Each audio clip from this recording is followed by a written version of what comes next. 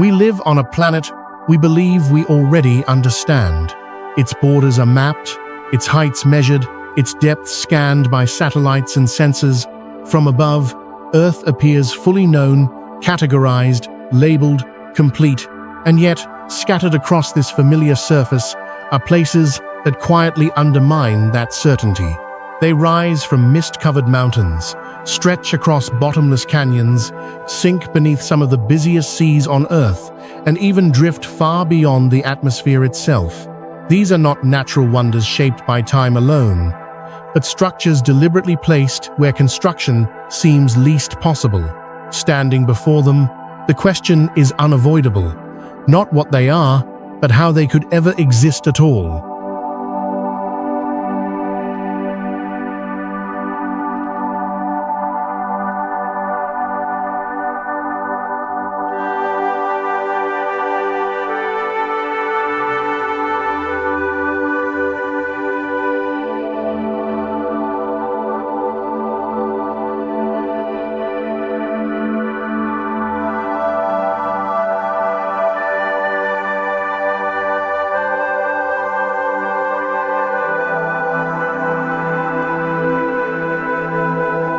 In an age defined by limits, limited space, limited resources, increasing environmental pressure building has become something far more complex than stacking steel or pouring concrete. It has become an act of negotiation with gravity, geology, wind, water, and scale. Cities grow denser while land disappears. Oceans divide economies. Mountains isolate communities.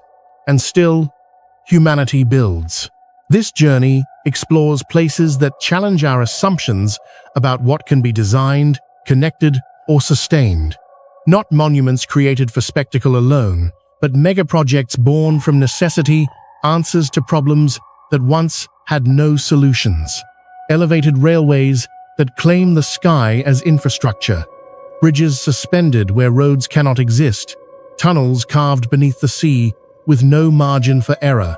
Entire islands shaped where open water once ruled.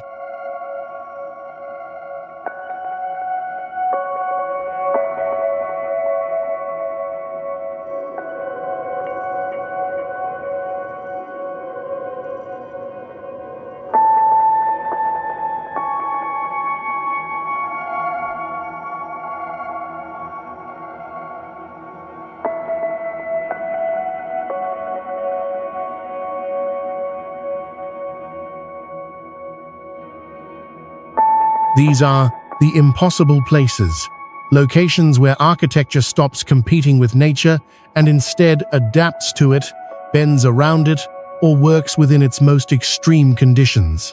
Each one represents a moment when engineering crossed a threshold and redefined what was considered achievable.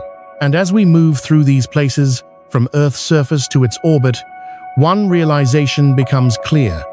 The blueprint of the impossible is still expanding, and the world we think we know may be far less complete than it appears.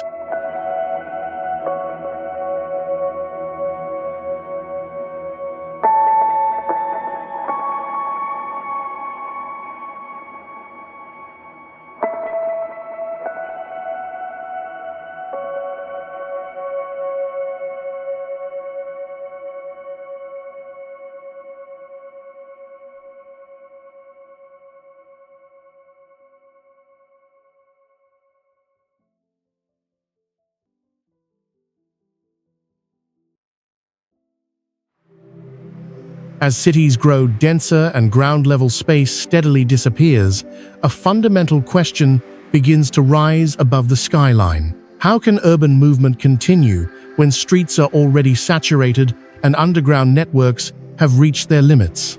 In central China, Wuhan offers an unexpected answer, not on the road and not beneath it, but in the open air itself. Suspended more than 30 feet above the ground, the Wuhan Sky Rail glides silently across rivers, intersections, rooftops, and residential districts, creating an entirely new layer of transportation within the city's vertical landscape.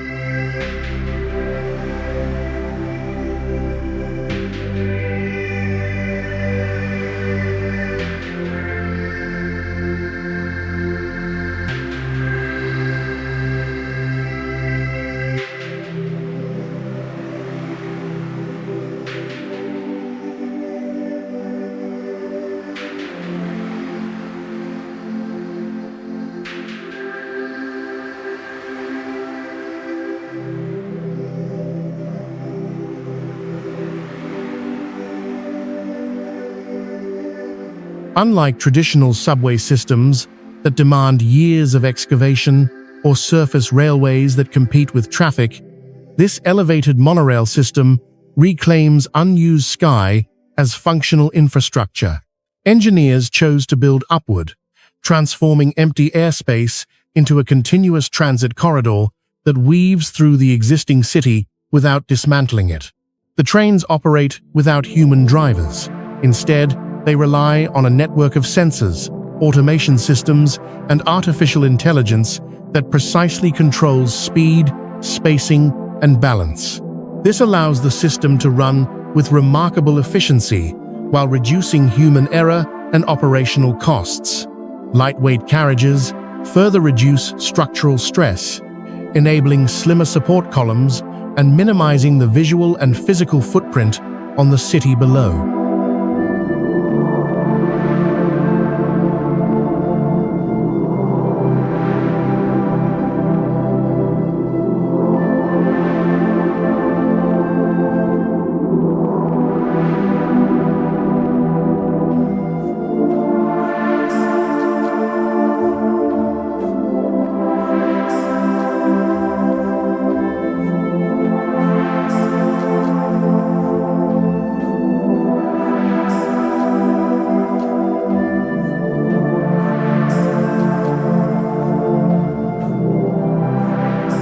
From inside the train, the experience is unlike conventional urban transit.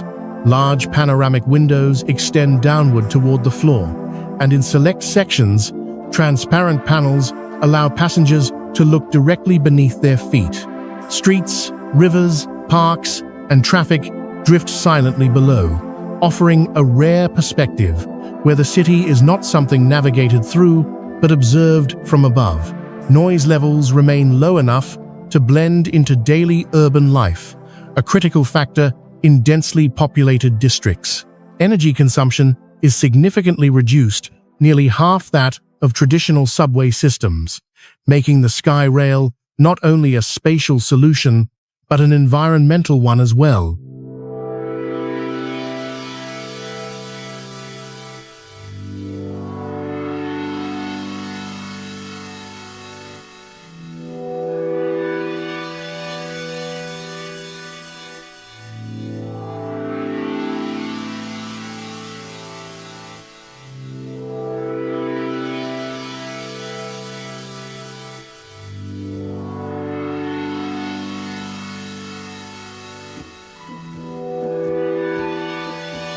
On test sections stretching roughly 6 miles, trains reach speeds approaching 50 miles per hour, demonstrating that elevated systems can rival underground transit in performance.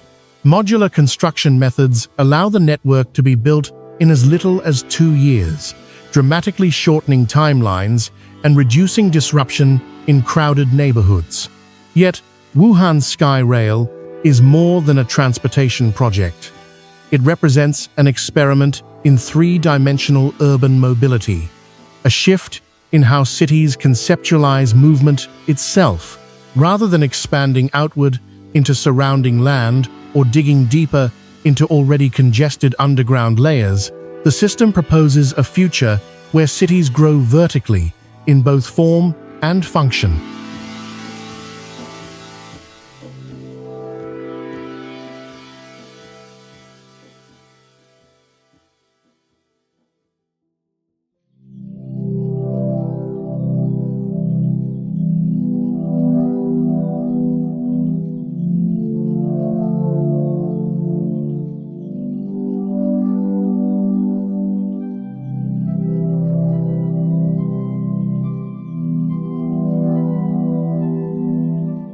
In doing so, Wuhan challenges a long-standing assumption of urban planning, that transportation must exist either on the surface or below it. The SkyRail suggests a third option, one where the air above the city becomes an active participant in its daily rhythm. As megacities continue to expand and conventional solutions strain under growing demand, Wuhan's elevated rail offers a glimpse into a future where urban space is no longer flat but layered, and where movement adapts to the city rather than forcing the city to adapt around it.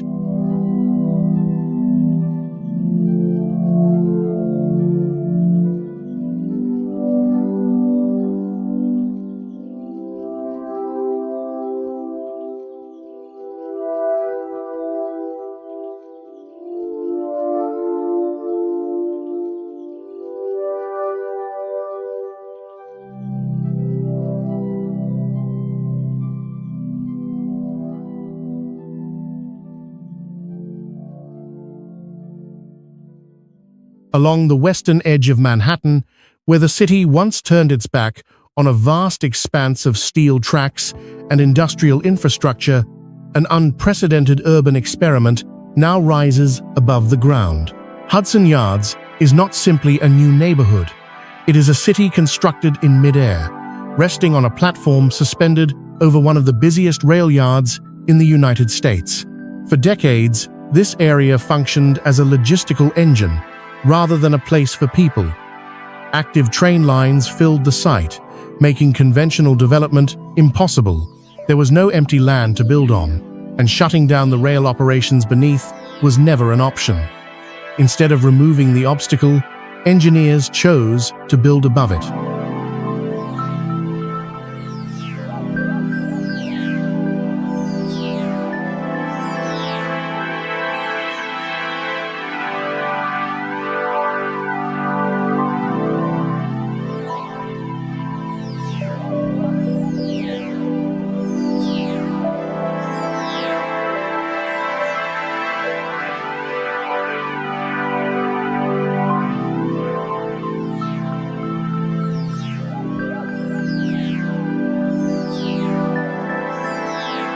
At the heart of Hudson Yards lies an immense structural platform supported by more than 20,000 steel piles drilled deep into Manhattan's bedrock. These columns carry the weight of skyscrapers, parks, and public spaces, while trains continue to move uninterrupted below. In effect, the ground itself was redefined, no longer a natural surface, but an engineered layer designed to hold an entire urban ecosystem.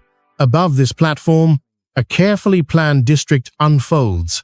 Office towers, luxury residences, hotels, retail spaces, and cultural venues rise within a compact footprint, totaling more than 12 million square feet of development. Between them, landscaped plazas and pedestrian corridors reconnect the city to the Hudson River, transforming what was once a barrier into a destination.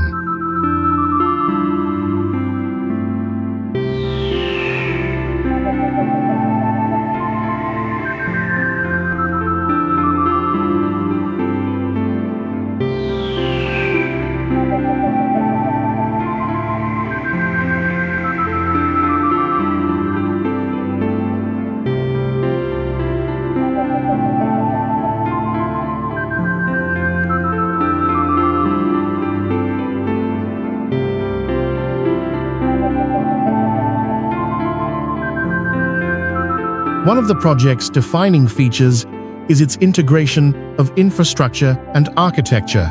Power systems, transportation links, and climate controls are embedded into the framework from the beginning, allowing the district to function as a cohesive organism rather than a collection of isolated buildings. Sustainability strategies, including energy-efficient facades and smart building management systems, reflect the demands of high-density urban living in the 21st century. At the center of Hudson Yards stands the Vessel, a sculptural structure composed of interconnected stairways, spiraling upward over 150 feet. While not a piece of infrastructure in the traditional sense, it embodies the project's core philosophy, a vertical movement as a civic experience. Here, circulation itself becomes architecture, inviting visitors to explore the city not horizontally, but upward.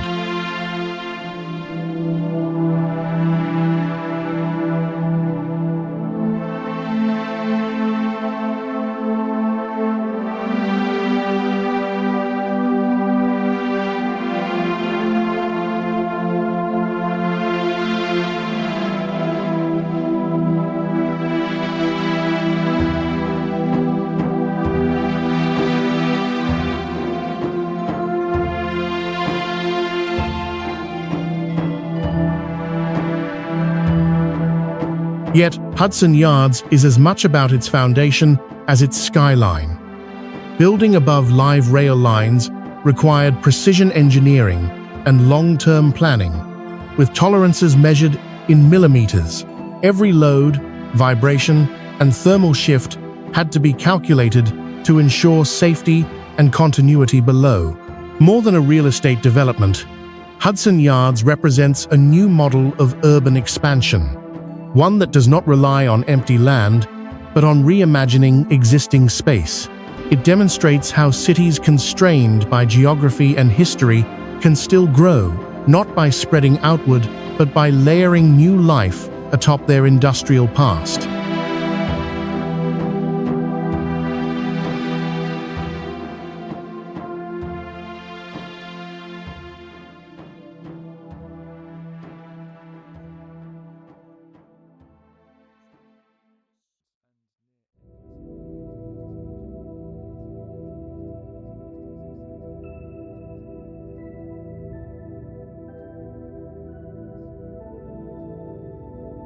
In doing so, Hudson Yards offers a glimpse into the future of dense cities worldwide, places where infrastructure is no longer hidden beneath the city, but becomes the very foundation upon which the next generation is built.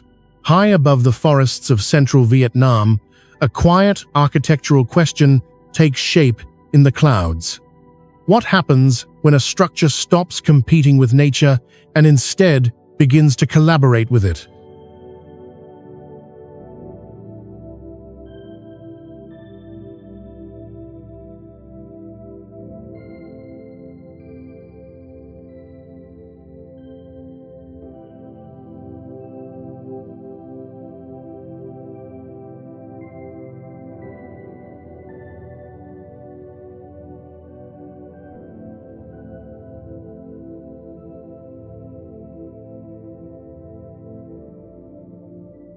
At an elevation of nearly 4,600 feet above sea level, the Golden Bridge curves gently through mist and shifting mountain air. Stretching approximately 528 feet in length, it appears less like a constructed crossing and more like a vision suspended between ridgelines, a walkway that seems to float above the landscape rather than rest upon it.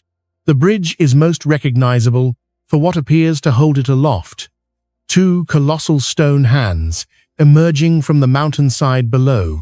Weathered, cracked, and seemingly ancient, they resemble the remnants of a forgotten civilization. Yet beneath this illusion of deep time lies a thoroughly modern structure. A concealed steel framework carries the load, while the hands themselves are carefully sculpted shells designed to blend engineering precision with visual mythology.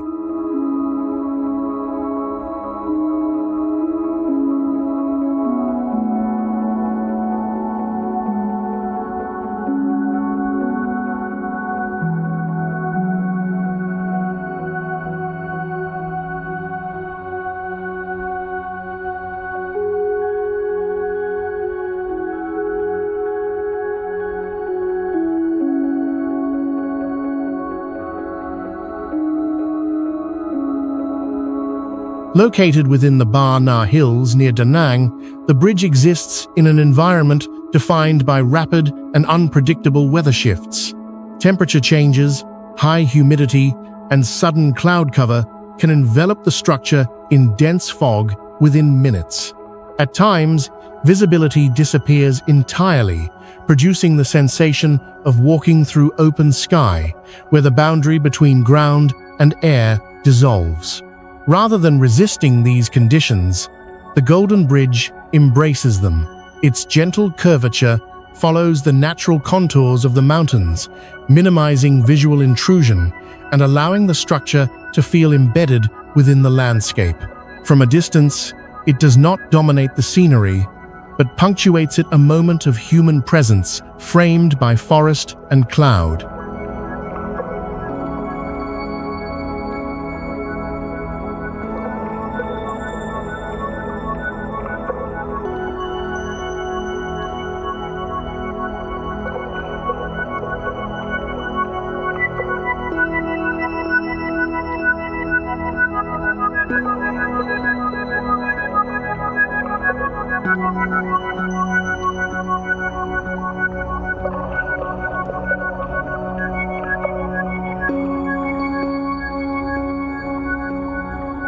Shortly after its unveiling, images of the bridge spread rapidly across global media. Appearing in major international publications and shared widely across digital platforms, the Golden Bridge quickly became one of the most recognizable architectural landmarks of the modern era. Its appeal lay not in scale alone, but in its ability to evoke emotion, curiosity, wonder, and a sense of quiet improbability. Yet beyond its visual impact, the bridge serves a practical role.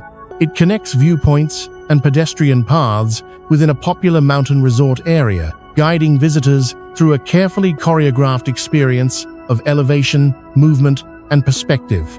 Each step reveals shifting views of valleys, forest canopies, and distant horizons, reinforcing the sense of suspension above the land.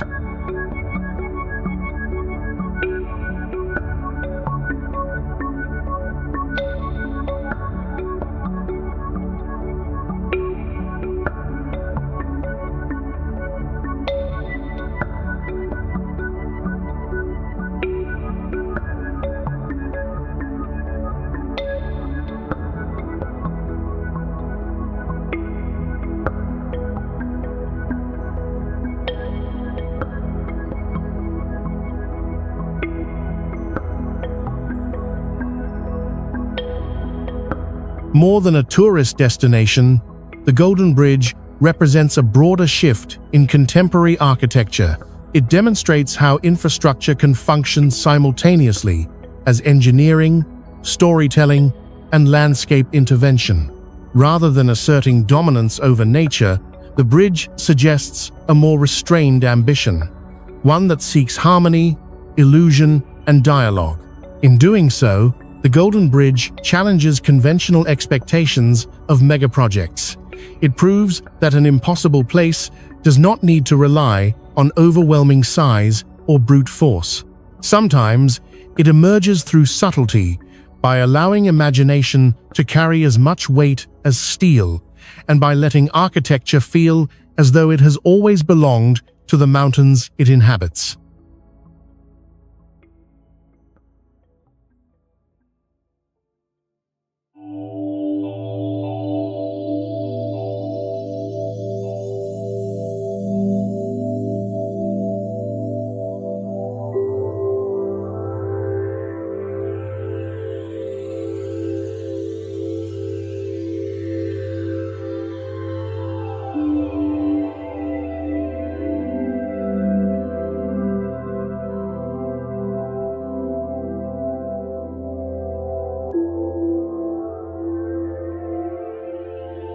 Rising along Dubai's skyline, the Museum of the Future appears less like a building and more like a question shaped from steel and light.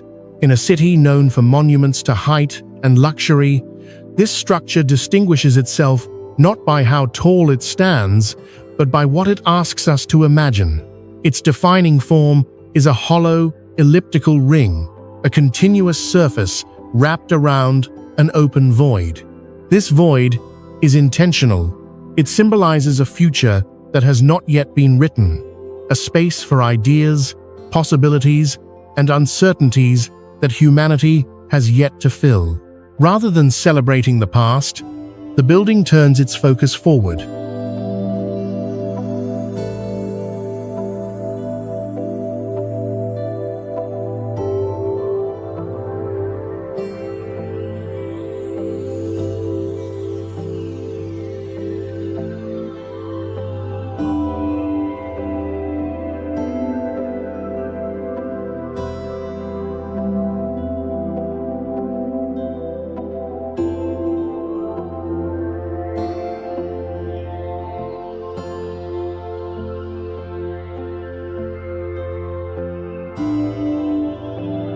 The exterior surface is wrapped in flowing Arabic calligraphy, enlarged to architectural scale. These inscriptions are not decorative additions. They function as windows, filtering daylight through words that speak about innovation, knowledge, and humanity's relationship with the future.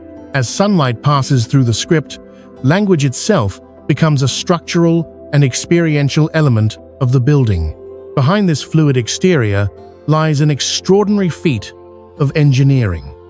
The museum relies on a radically curved steel framework designed entirely through advanced digital simulations.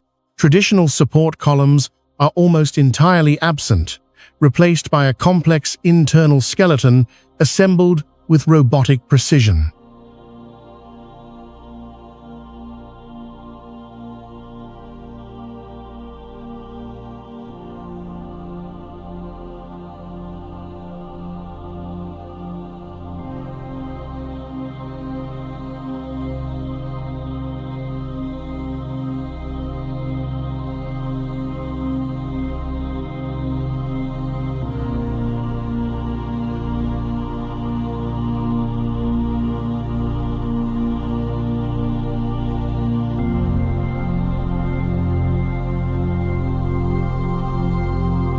Every metal panel on the facade is unique in shape and curvature, numbering more than 1,000 individual components, making the surface one of the most complex architectural skins ever constructed. Inside, the museum abandons conventional exhibition design. Rather than presenting finished artifacts or historical timelines, it immerses visitors in speculative environments that explore emerging fields such as artificial intelligence, space exploration, and bioengineering. One experience simulates life aboard an orbital space station in the year 2071, imagining daily routines beyond Earth's atmosphere.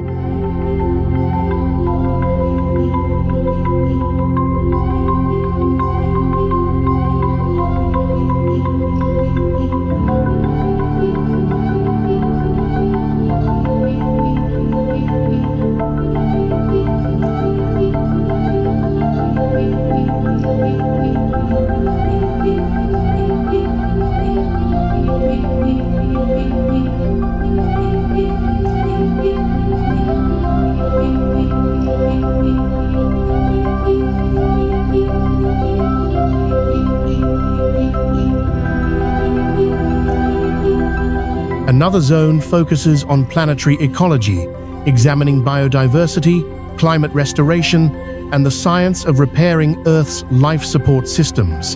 The emphasis is not on distant science fiction, but on technologies and ideas already influencing the present systems, still evolving, incomplete, and open to reinterpretation. Covering roughly 250,000 square feet, the Museum of the Future functions simultaneously as an exhibition space, a research platform, and a cultural forum. It hosts laboratories, innovation hubs, and collaborative programs that blur the line between public museum and experimental institution.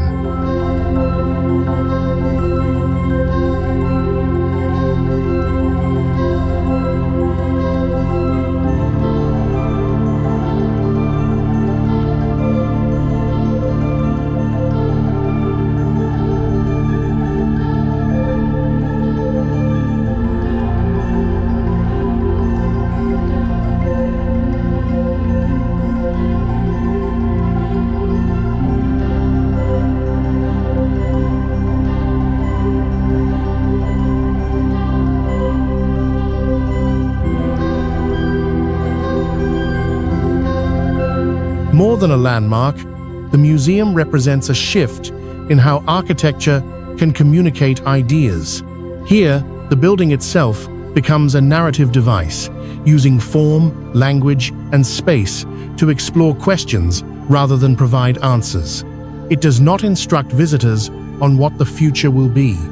Instead, it invites them to consider what it could become. In this sense, the Museum of the Future stands as one of Dubai's most ambitious statements, a megaproject not defined by scale alone, but by its willingness to leave room for uncertainty. It suggests that the most important structures of the future may not be those that dominate the skyline, but those that challenge how we think about what comes next.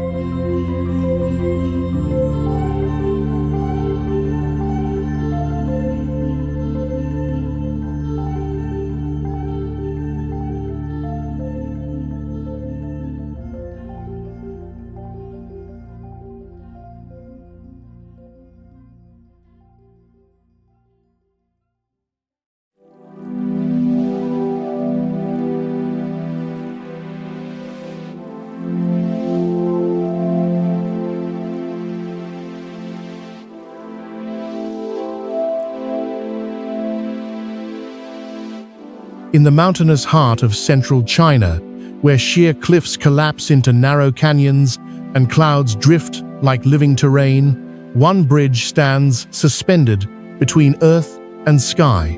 The Siduhe Bridge crosses a gorge so deep and remote that for centuries it functioned not as a passage, but as a natural barrier. Spanning the Sidu River Valley, the bridge rises more than 1,600 feet above the canyon floor. At this height, mist often flows beneath the deck, dissolving the sense of solid ground and turning gravity itself into part of the landscape. When it opened, Siduhe briefly held the title of the highest bridge in the world, not by ambition alone, but by necessity.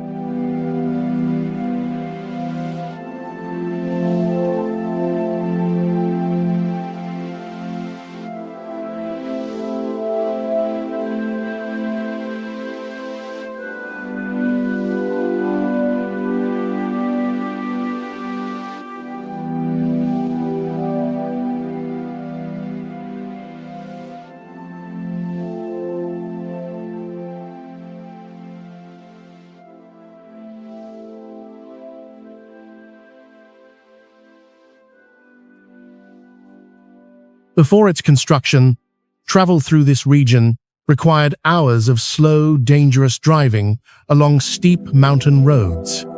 The canyon divided communities, trade routes, and emergency access. Conventional bridge construction methods were impossible here. There were no access roads to the valley below, no flat terrain for heavy machinery, and weather conditions that could erase visibility for days at a time. Engineers faced an environment defined by extremes. Powerful winds swept through the gorge, while dense fog frequently enveloped the site. With no way to build from the ground up, construction relied on cable systems stretching for miles across open air. Steel components and concrete were transported through the void, transforming empty space into a temporary construction corridor.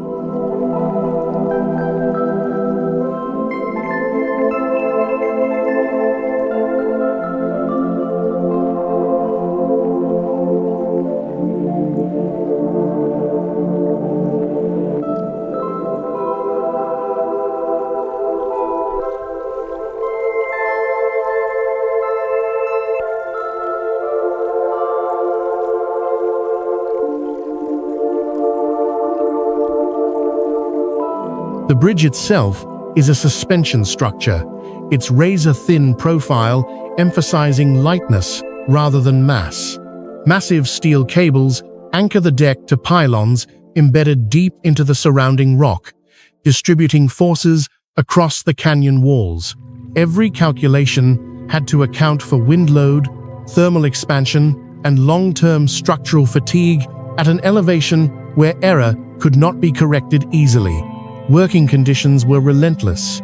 Crews operated at heights where oxygen levels dropped and weather shifted without warning. Precision was paramount. Even minor misalignment could amplify stress across the entire structure. Yet when the two sides of the bridge finally met above the canyon, the alignment fell within extraordinary tolerances, a testament to engineering discipline under extreme conditions.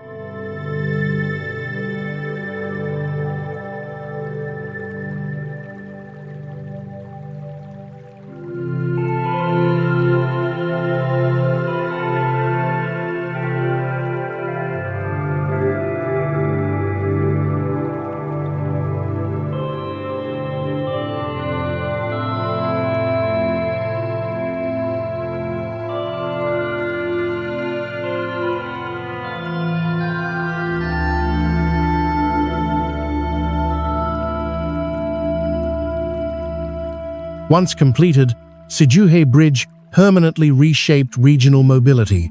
Journeys that once consumed several hours were reduced to minutes, reconnecting isolated towns and accelerating economic activity.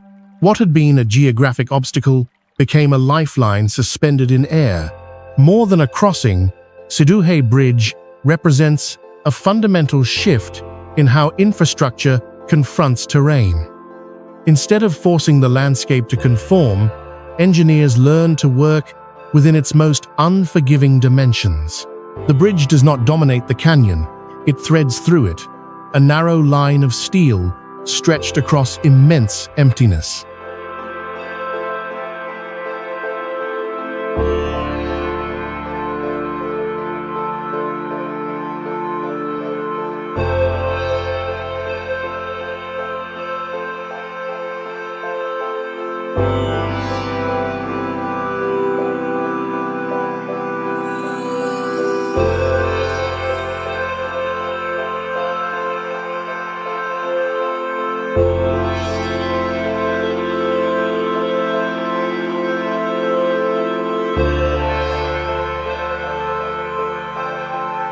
In doing so, Séduhe transforms absence into structure.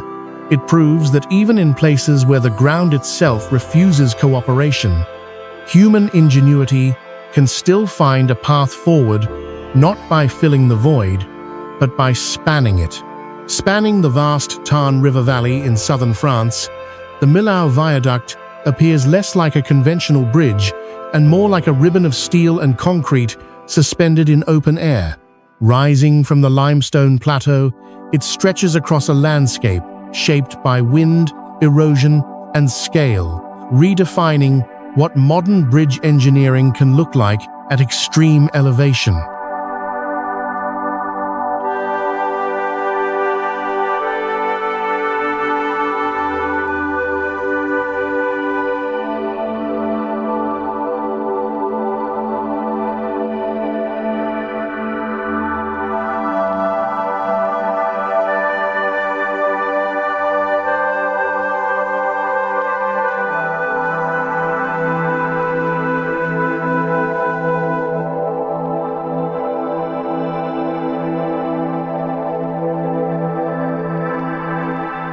At its highest point, the structure reaches more than 1,100 feet above the valley floor. Its tallest piers rise higher than the Eiffel Tower, placing sections of the roadway among drifting clouds during foggy mornings. From a distance, the viaduct seems almost impossibly slender, a deliberate contrast to the immense void it crosses. The bridge was designed to solve a long-standing problem. For decades, traffic traveling north-south through France was forced to descend into the valley and pass through the town of Millau, creating severe congestion and delays. Rather than forcing vehicles to adapt to the terrain, engineers chose to lift the roadway above it entirely.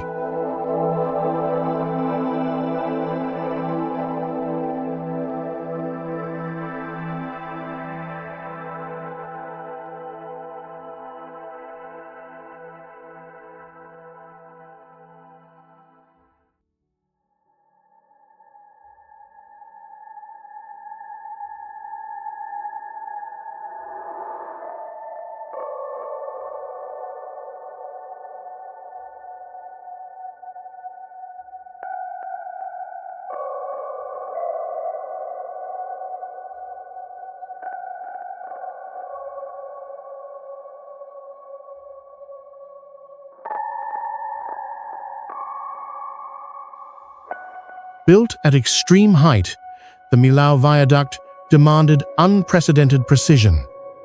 Powerful winds sweep through the valley, and at such elevation, aerodynamic forces become as critical as structural strength. To address this, the bridge deck was designed to be exceptionally thin, minimizing air resistance while maintaining rigidity and stability under constant wind loads. Each of the bridge's piers was anchored deep into the bedrock of the plateau, requiring extensive geological analysis to ensure long-term stability without damaging the fragile landscape. Construction took place hundreds of feet above the valley floor, where even small errors could cascade into catastrophic consequences. Every segment had to align perfectly, with tolerances measured in millimeters.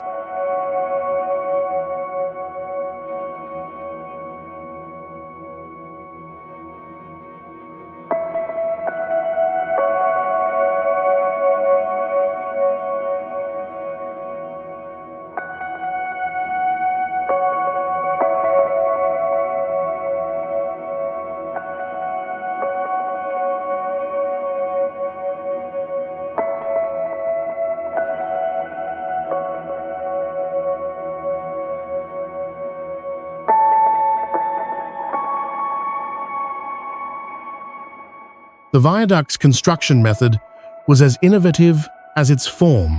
Instead of assembling the deck piece by piece above the valley, large sections were built on land and gradually pushed outward from both sides, sliding across temporary supports until they met at the center. This approach minimized risk while maintaining strict control over alignment and stress. Despite its scale, the bridge was completed in just 3 years. A remarkably short timeline for a structure of this complexity. When it opened, it instantly transformed regional travel.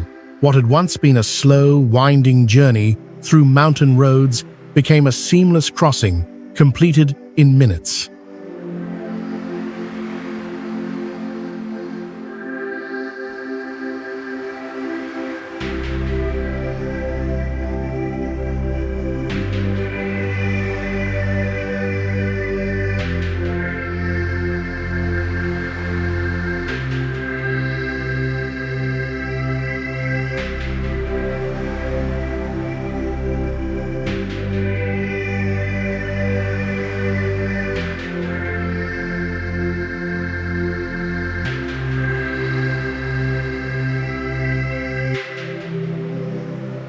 Beyond its functional role, the Millau Viaduct is widely regarded as a masterpiece of engineering and design. Its elegance lies not in ornamentation, but in restraint. The structure does not overpower the valley, it complements it, allowing light, air, and views to pass freely beneath the roadway. More than a solution to traffic, the Millau Viaduct demonstrates how infrastructure can achieve harmony between efficiency and aesthetics. It proves that even at monumental scale, engineering can remain precise, minimal, and respectful of the landscape it inhabits.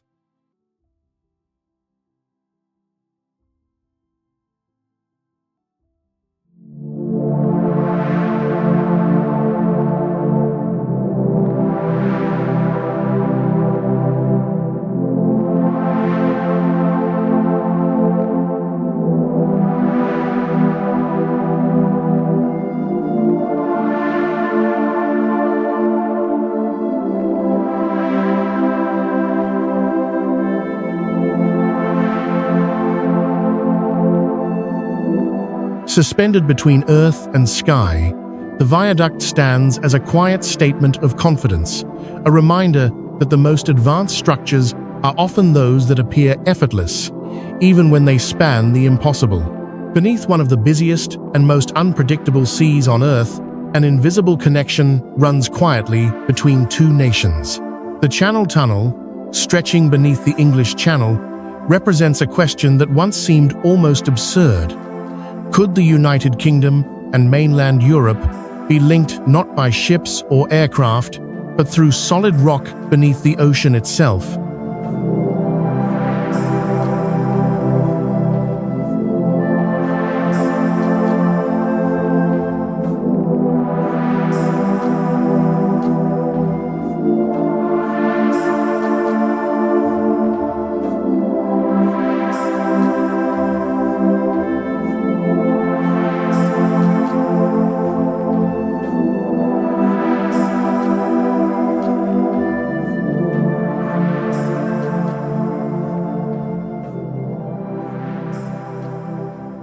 Extending nearly 31 miles from coast to coast, the tunnel forms a continuous underground corridor between England and France.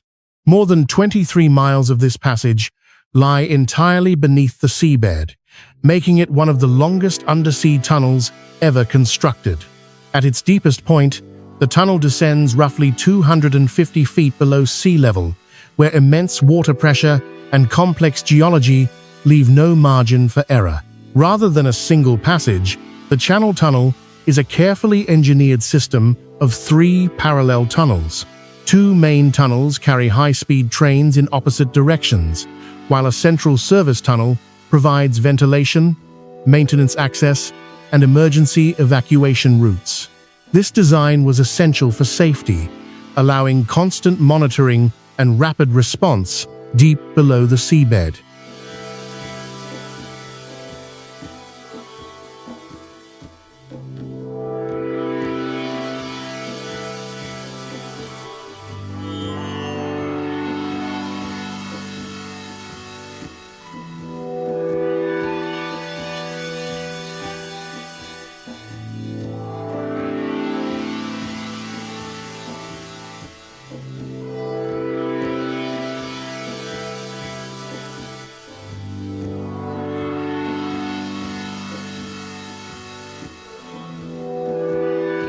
Construction began simultaneously from both the British and French sides, long before modern GPS technology existed.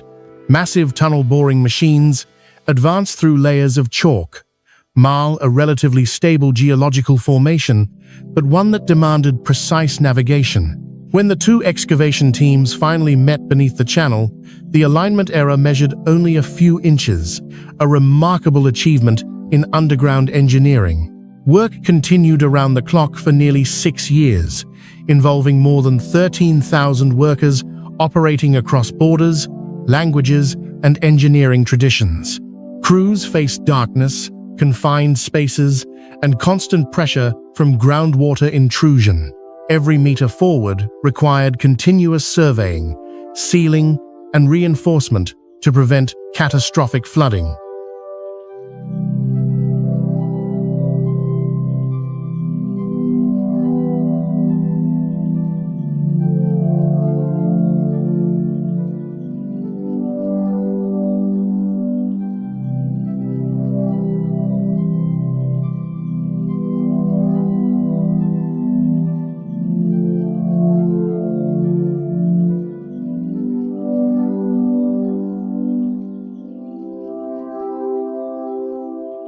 When completed, the tunnel fundamentally changed how land transportation moves across water.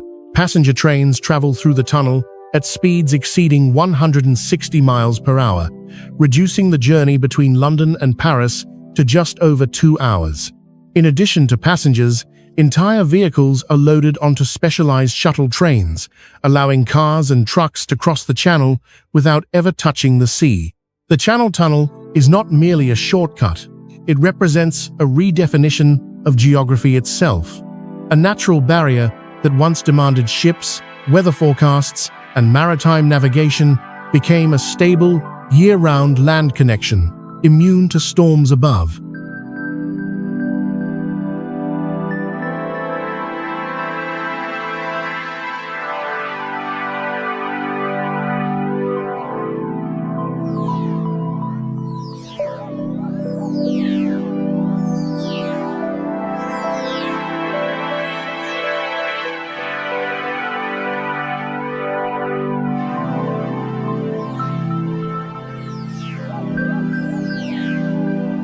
Beyond its technical achievements, the tunnel stands as a symbol of international cooperation.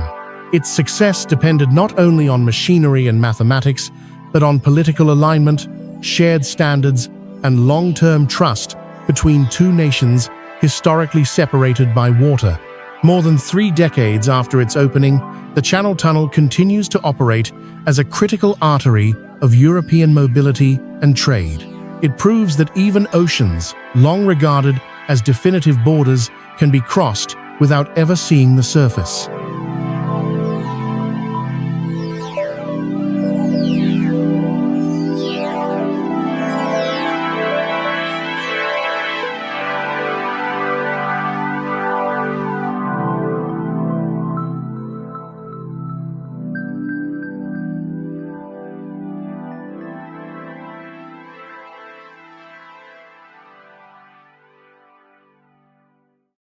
Hidden beneath the waves, the Channel Tunnel reminds us that some of humanity's most extraordinary achievements are not those that dominate the skyline, but those that disappear entirely, leaving behind a seamless connection where once there was only separation. Stretching across the Öresund Strait between Denmark and Sweden, a unique hybrid structure reshapes how nations connect across open water. The Öresund Bridge Tunnel is neither purely a bridge nor entirely a tunnel, but a carefully choreographed transition between the two. An engineering solution shaped as much by geography and navigation as by structural ambition.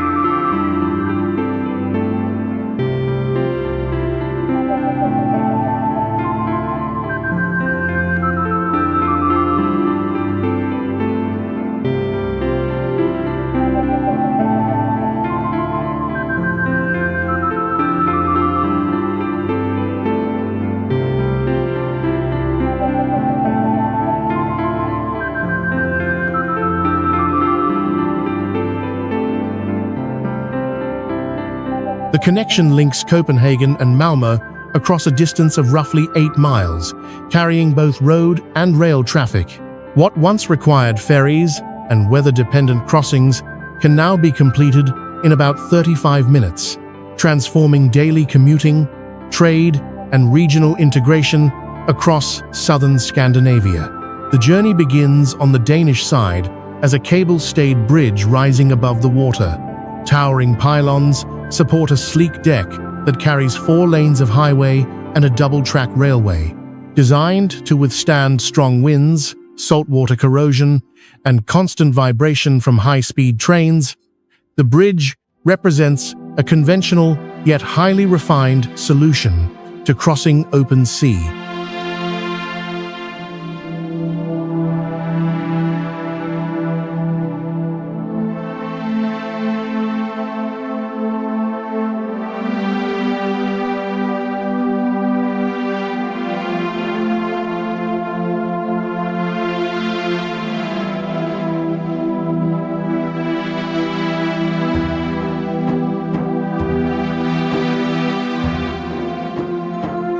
But halfway across the strait, the structure does something unexpected.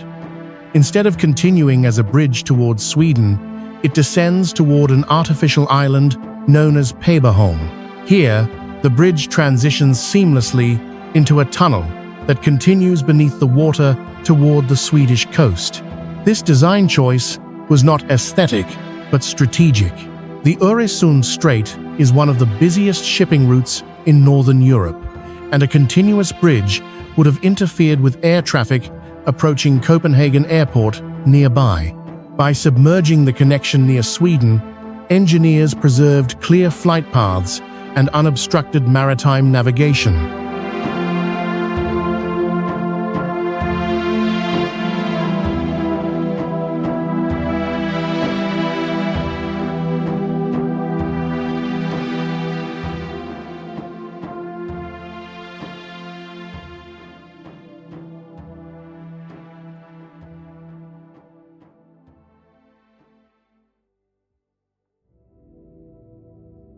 The tunnel section extends for nearly 4 kilometers beneath the seabed. Constructed using prefabricated concrete segments, each massive element was floated into position, submerged and sealed together with extreme precision. Once connected, the tunnel was covered with protective layers of rock and sediment, returning the seabed to near-natural conditions above. The artificial island of Peberholm serves a dual purpose. Structurally, it marks the transition point between bridge and tunnel. Ecologically, it was deliberately left to develop without human landscaping. Over time, plants and wildlife colonized the island naturally, turning a piece of infrastructure into an unintended ecological experiment.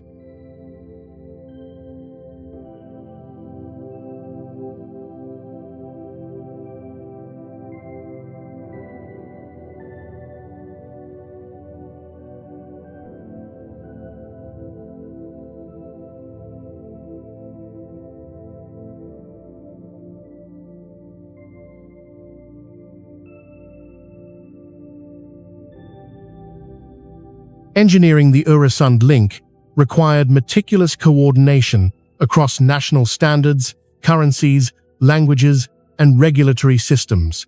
Trains cross borders without stopping. Vehicles pass from one country to another almost without noticing. Beneath this apparent simplicity lies an intricate system of monitoring, ventilation, drainage, and safety controls operating continuously in both bridge and tunnel environments. More than a transportation corridor, the Öresund Bridge Tunnel represents a new scale of regional integration. It helped merge labor markets, accelerate economic exchange, and strengthen cultural ties between Denmark and Sweden, effectively shrinking the strait that once separated them.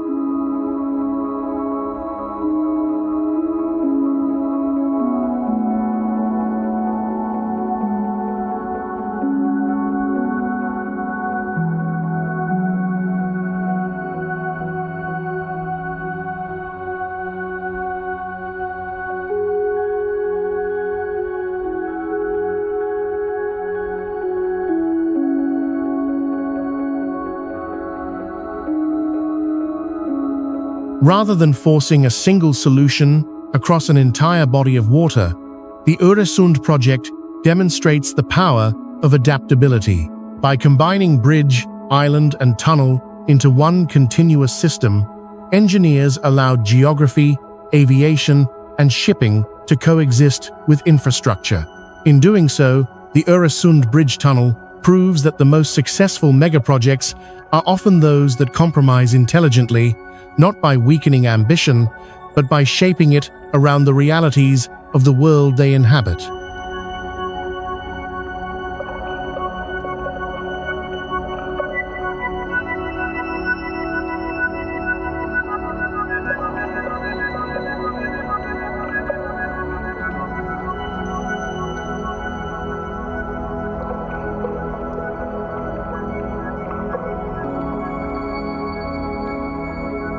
Stretching across the open waters of Jiaozhou Bay in eastern China, the Jiaozhou Bay Bridge redefines the scale at which coastal infrastructure can operate. Linking the city of Qingdao with surrounding districts, the bridge forms a continuous line above the sea, transforming what was once a long, indirect journey around the bay into a direct crossing through it. Extending for more than 26 miles, the bridge ranks among the longest sea-crossing bridges ever built. It spans a body of water where tides shift constantly, winds change without warning, and weather patterns place continuous stress on exposed structures. Building here required more than length, it demanded endurance.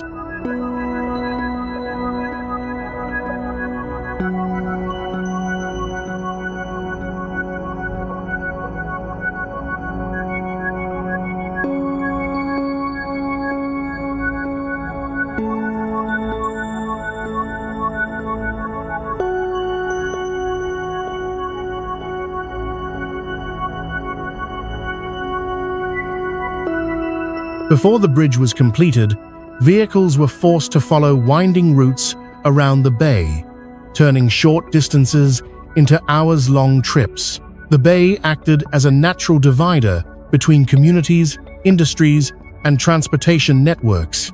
The bridge was conceived not merely as a shortcut, but as a unifying artery for regional development. To survive in this harsh marine environment, engineers designed thousands of reinforced concrete piers anchored deep into the seabed. Each pier was built to resist long-term corrosion from saltwater, wave impact, and seasonal temperature variations. The bridge's geometry was carefully calculated to distribute loads evenly across its vast length, accounting for thermal expansion, seismic activity, and constant movement of the sea below.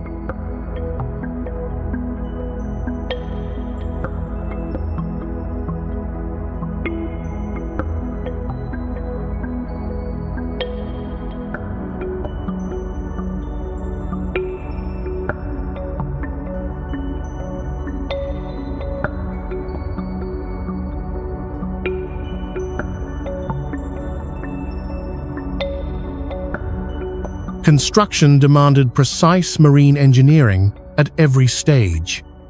Foundations were laid underwater, often in challenging visibility and shifting sediment conditions.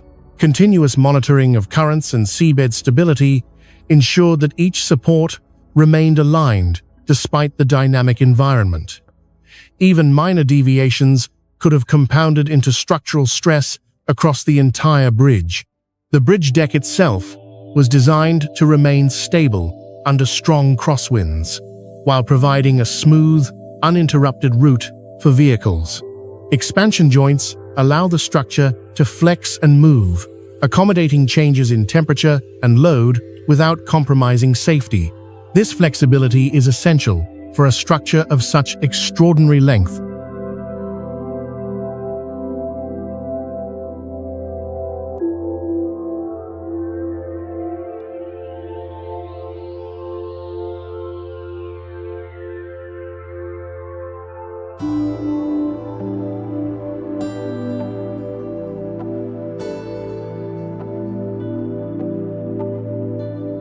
Once opened, the Jiaozhou Bay Bridge reshaped daily life in the region.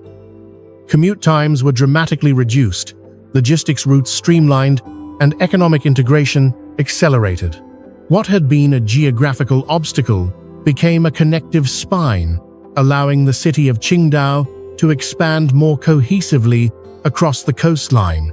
Beyond transportation, the bridge stands as a demonstration of China's ability to extend large-scale infrastructure into the marine environment. It reflects a broader strategy of reshaping geography through engineering, rather than adapting solely to existing constraints.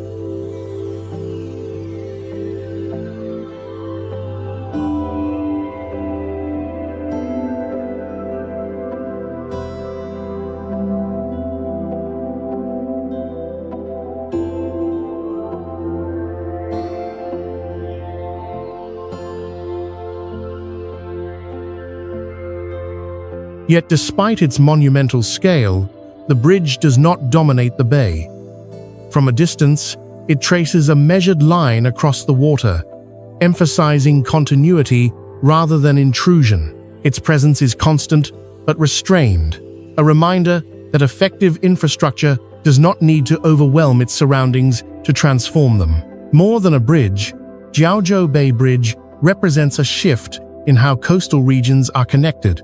It shows how engineering, when guided by long-term planning and environmental awareness, can compress space, unify regions, and redraw the practical boundaries of a city.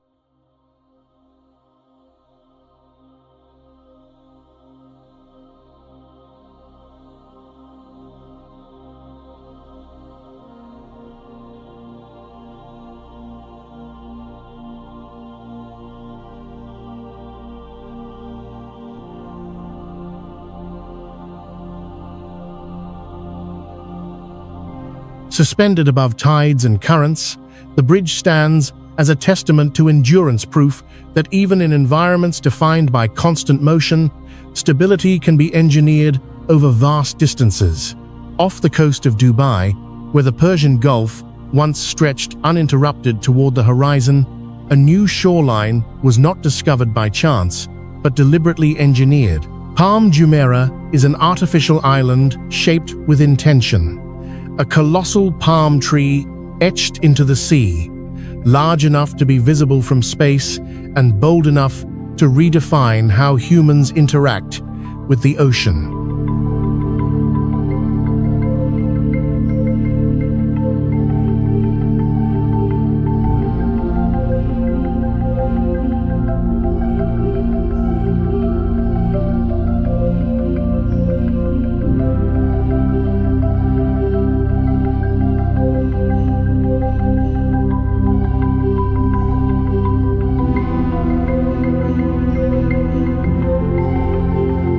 The island was conceived at a moment when Dubai faced a geographic limitation. Its natural coastline was finite, yet demand for waterfront development continued to grow. Rather than expanding inland, engineers turned outward, proposing an idea that seemed improbable at the time, to create new land where only water existed. Palm Jumeirah was constructed using hundreds of millions of tons of sand and rock, dredged from the seabed and carefully repositioned with extreme precision. No concrete or steel foundations were used to form the island itself. Instead, gravity and natural settling were relied upon to stabilize the structure over time. Each grain of sand had to be placed accurately, guided by satellite-based positioning systems that ensured the palm's intricate geometry emerged correctly from the water.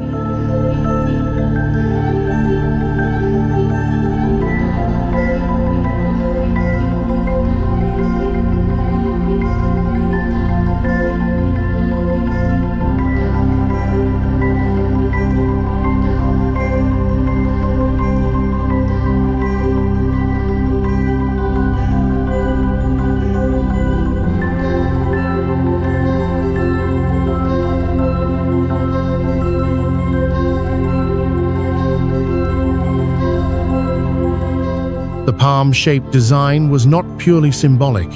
Its long trunk and radiating fronds dramatically expanded Dubai's usable coastline, adding dozens of kilometers of new waterfront. This created space for residential neighborhoods, luxury resorts, transportation networks, and essential utilities, all on land that did not previously exist. Encircling the island is a massive, crescent-shaped breakwater, stretching several kilometers across open sea. This protective barrier was engineered to absorb wave energy, reduce erosion, and shield the inner shoreline from storms. Openings within the breakwater allow water circulation, preventing stagnation while maintaining protection. Without this structure, the palm's delicate geometry would quickly have been erased by tides and currents.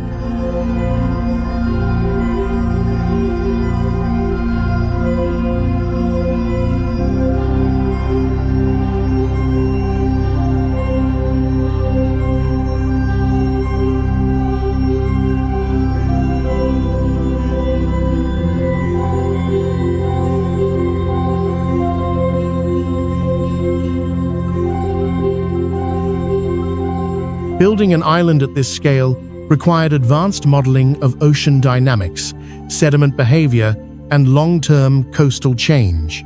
Engineers had to anticipate how waves would refract around the structure, how sand would shift over decades, and how rising sea levels might affect stability. The project blended marine science, geology, and large-scale construction into a single, coordinated effort. Once completed, Palm Jumeirah altered not only Dubai's coastline, but its identity. It became a symbol of ambition, visible proof that geography itself could be redesigned. Infrastructure followed quickly: roads, tunnels, and monorail systems connecting the island seamlessly to the mainland.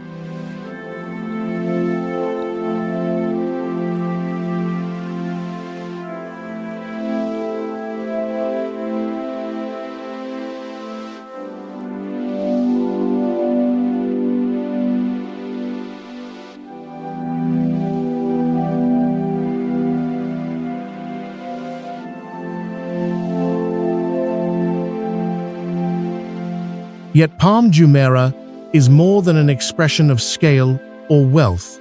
It represents a turning point in human engineering, the moment when entire islands could be planned, shaped, and placed with precision. Where maps once recorded coastlines, they now reflect decisions. In this sense, Palm Jumeirah stands as one of the world's most striking, impossible places. It demonstrates that in the modern era, land is no longer only inherited from nature. It can be constructed, expanded, and reimagined, reshaping not just the shoreline, but the very definition of what a city can be.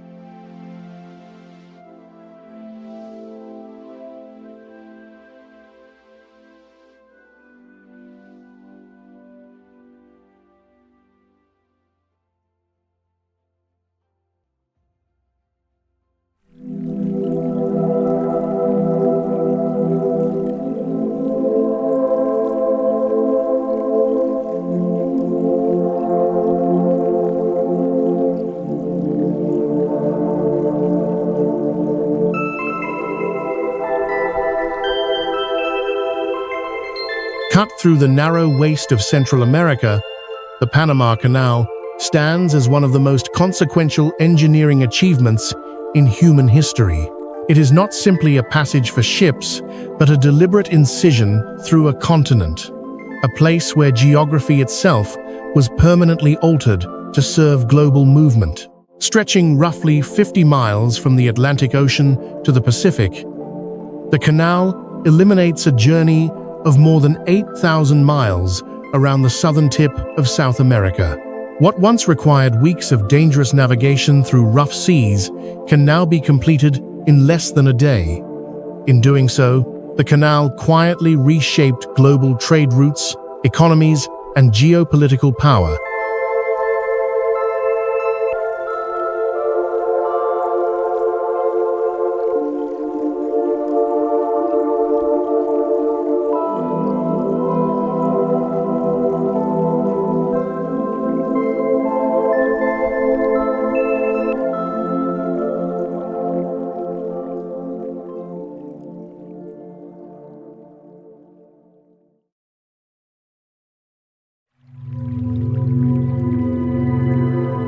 Unlike a sea-level channel, the Panama Canal relies on an ingenious gravity-powered lock system. Massive chambers lift ships nearly 85 feet above sea level, carrying them into Gatun Lake, an artificial body of water formed by damming the Chagres River before lowering them back down on the opposite coast.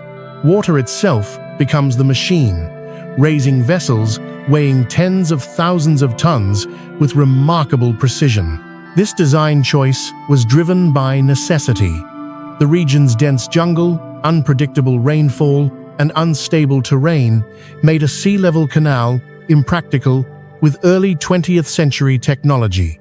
Instead of fighting elevation, engineers embraced it, turning lakes and locks into the canal's defining feature.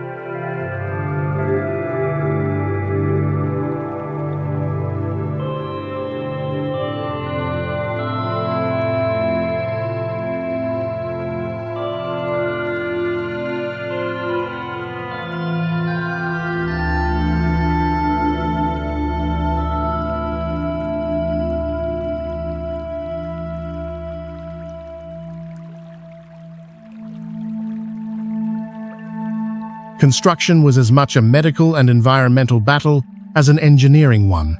Early efforts were devastated by yellow fever and malaria, diseases spread by mosquitoes thriving in tropical conditions. Only after breakthroughs in disease control and sanitation did large-scale construction become possible. Thousands of lives were saved, and with them, the canal itself. The work required the excavation of enormous volumes of earth, particularly through the Gaillard Cut, where mountains were carved open to allow passage. Landslides were constant threats, forcing engineers to rethink slope angles, drainage, and long-term stability. Progress was slow, relentless, and unforgiving.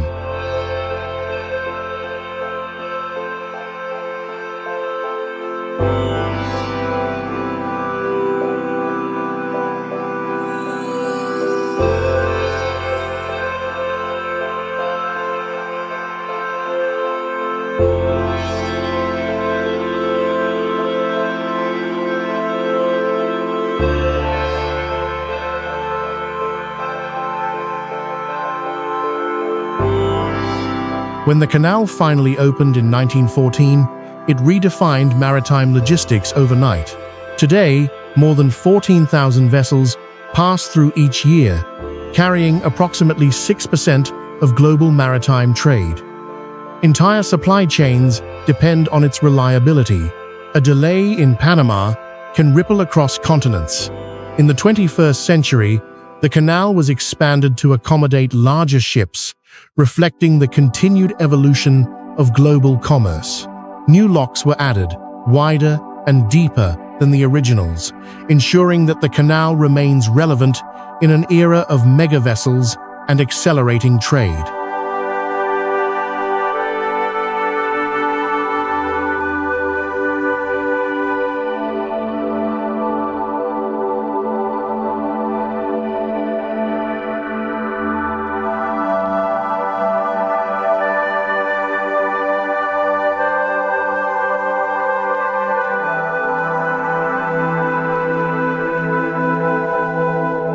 More than a shortcut, the Panama Canal represents a moment when human persistence overcame geography at continental scale. It is proof that infrastructure can rewrite maps, compress time, and redraw economic relationships between nations. Standing at the canal's edge, the significance becomes clear. This is not merely a waterway connecting two oceans.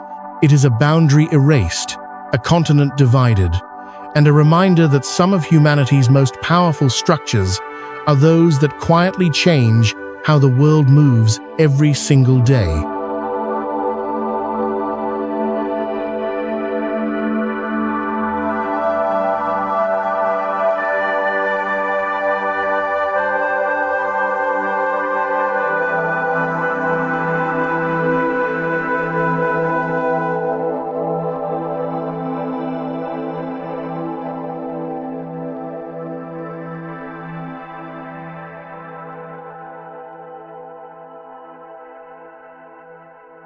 Rising from the Black Canyon of the Colorado River on the border between Nevada and Arizona, Hoover Dam stands as one of the defining engineering achievements of the 20th century.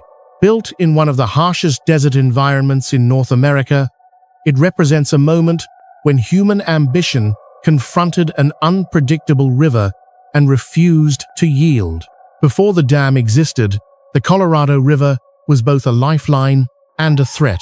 Seasonal floods regularly devastated downstream communities, while long periods of drought left vast regions without reliable water or electricity.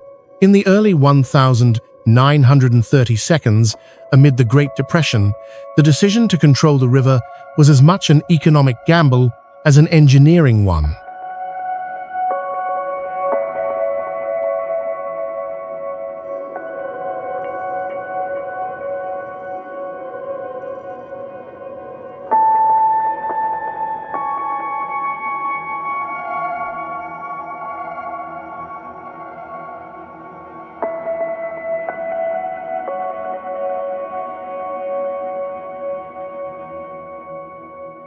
Construction began in an isolated canyon where summer temperatures routinely exceeded 45 degrees Celsius. Thousands of workers labored under extreme heat, sheer rock walls, and constant danger. Entire support towns had to be built from nothing, including housing, power, roads, and medical facilities, just to sustain the workforce. The dam itself is a massive concrete arch-gravity structure designed to hold back the immense pressure of the river while transferring force into the canyon walls. Containing more than 4 million cubic yards of concrete, it was, at the time, the largest concrete structure ever built. Yet this unprecedented scale created an unexpected problem: heat.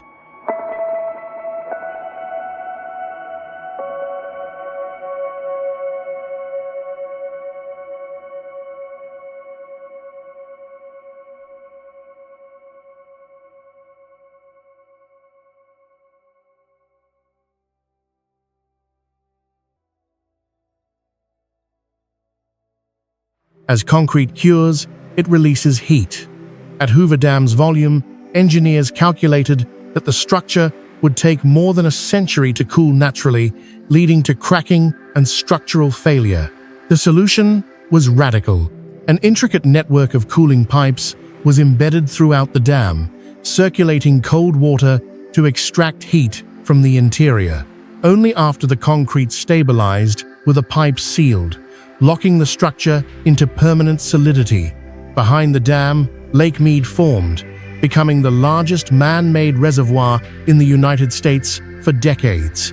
Its presence reshaped the geography and climate of the surrounding region, creating a critical water supply for cities, agriculture, and industry across the American Southwest.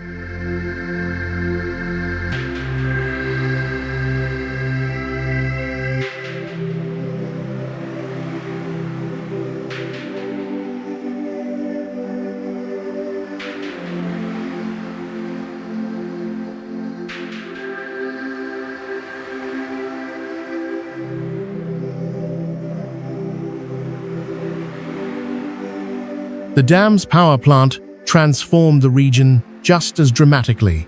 Hydroelectric turbines convert the controlled flow of water into electricity, delivering power to millions of people across multiple states. What was once an untamed river became a predictable, renewable energy source, fueling urban growth and industrial expansion. Remarkably, the entire project was completed in just 5 years, 2 years ahead of schedule. During a period of economic collapse, Hoover Dam provided employment for thousands, offering stability and purpose when both were desperately needed.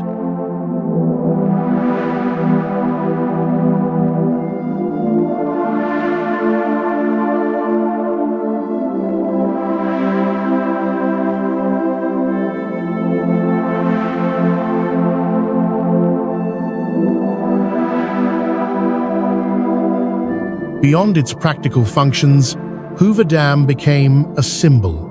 It represented confidence in science, coordination, and collective effort at a time when faith in the future was fragile. Its clean lines and monumental scale reflected an era that believed engineering could solve problems on a national scale. Today, as debates continue over water scarcity, climate change, and sustainable energy, Hoover Dam remains both a triumph and a lesson. It shows what humanity can achieve when confronting nature with planning and persistence, but also reminds us that controlling natural systems carries long-term responsibility.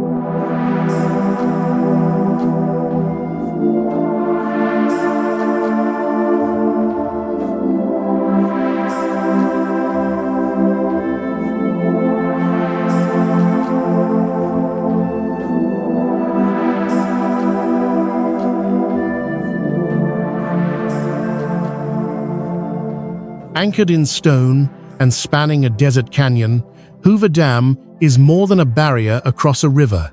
It is a statement of intent, proof that even in the most unforgiving landscapes, human ingenuity can impose order, harness power, and reshape the destiny of an entire region.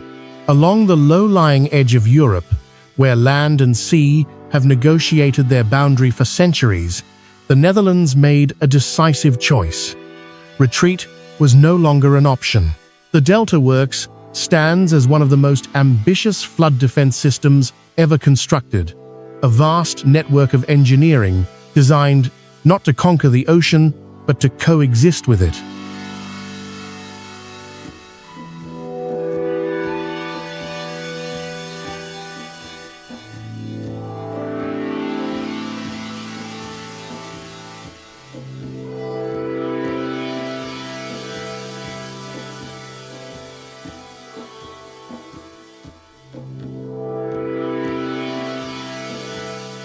The project was born from catastrophe.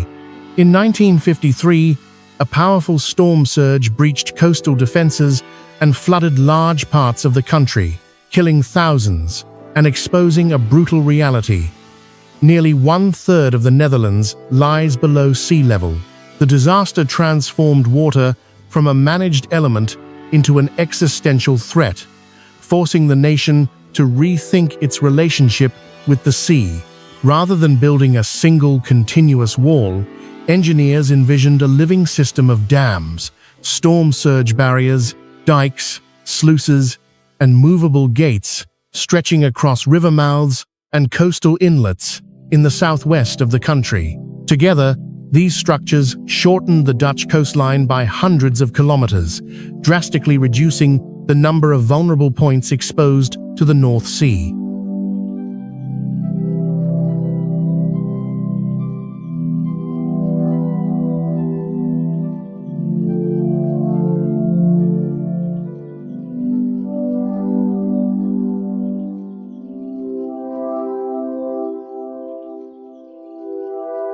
Some of the Delta Works' most impressive components are its movable storm surge barriers. Under normal conditions, these massive gates remain open, allowing tides, sediment, and marine life to flow naturally and preserving vital shipping routes. But when severe storms approach, The barriers can close within minutes, sealing off entire estuaries from incoming surges. Water becomes both a threat and a variable to be carefully managed. Designing such a system required an unprecedented understanding of hydrodynamics. Engineers had to model tides, wave behavior, river discharge, and sediment movement decades into the future. The goal was not to freeze nature in place, but to allow it to breathe under controlled conditions, absorbing energy rather than resisting it outright.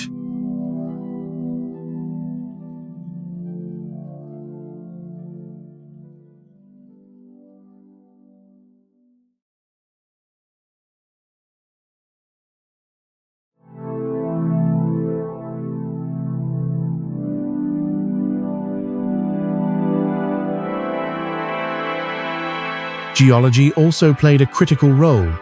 Foundations had to be anchored into soft, shifting seabeds, while remaining flexible enough to withstand constant pressure and long-term sea level rise.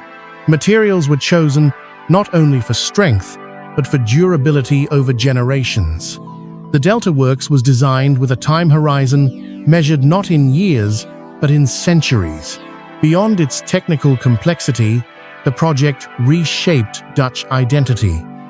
It reinforced a national philosophy that views engineering as a form of stewardship.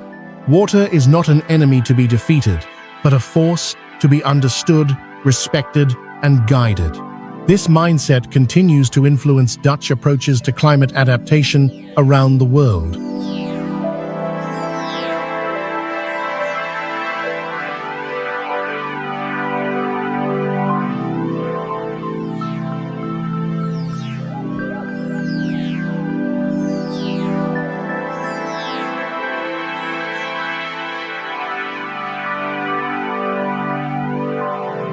Completed over several decades, the Delta Works remains in continuous evolution. As climate change accelerates and sea levels rise, the system is constantly monitored, upgraded, and re-evaluated. Sensors track stress, flow, and structural health in real time, ensuring readiness for storms that may exceed historical records. More than infrastructure, the Delta Works is a modern wonder rooted in foresight. It proves that large-scale engineering does not need to rely on rigidity or domination. Instead, resilience can emerge from flexibility, precision, and long-term thinking.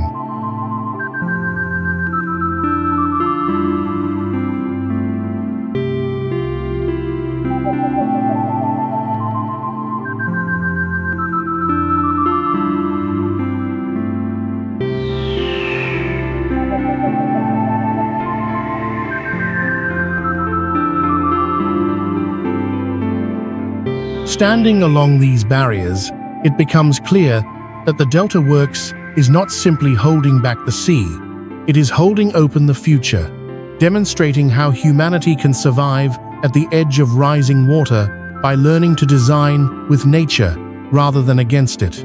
Deep within a dramatic canyon, carved by the Jinsha River in southwestern China, the Baihetan hydropower station rises, where geology, gravity, and water pressure converge at an extreme scale. Anchored between towering rock walls, this colossal structure represents one of the most ambitious hydroengineering projects ever undertaken.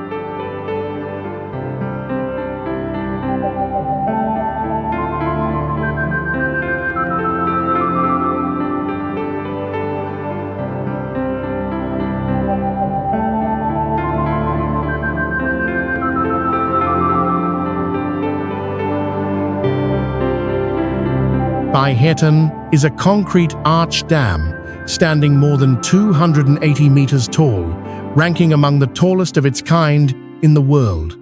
Its curved form is not symbolic but structural. By transferring immense water pressure laterally into the canyon walls, the arch design allows the dam to withstand forces that would overwhelm conventional gravity dams. Here, the surrounding landscape becomes an essential part of the structure itself. Behind the dam, a vast reservoir harnesses the power of the Jinsha River, one of the most energetic river systems in Asia. Inside the powerhouse, the scale becomes even more striking. Each turbine is a technological giant, capable of generating over 1 gigawatt of electricity, an output once considered unattainable for a single hydropower unit. Together, the turbines deliver a total installed capacity exceeding 16 gigawatts, supplying clean electricity to tens of millions of people across China.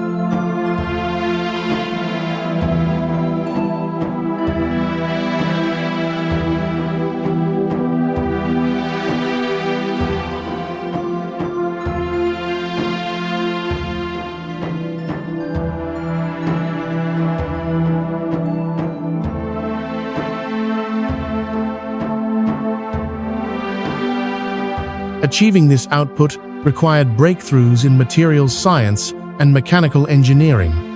The turbines operate under extreme water pressure and rotational forces, generating enormous heat and vibration. Advanced cooling systems and precision-manufactured components were developed to maintain stability, efficiency, and longevity at unprecedented power levels. The dam's construction environment added another layer of complexity. Baihetan lies in a region prone to seismic activity, where earthquakes are a constant risk. To address this, the structure incorporates dense networks of sensors embedded throughout the dam body and surrounding rock. These systems monitor stress, deformation, temperature, and water pressure in real time, allowing engineers to detect microscopic changes long before they become structural threats.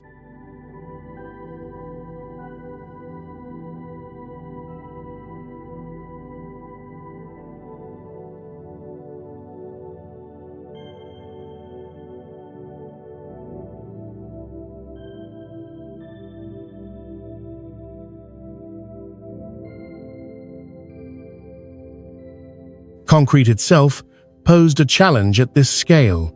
Pouring and curing such massive volumes risked internal cracking caused by heat buildup.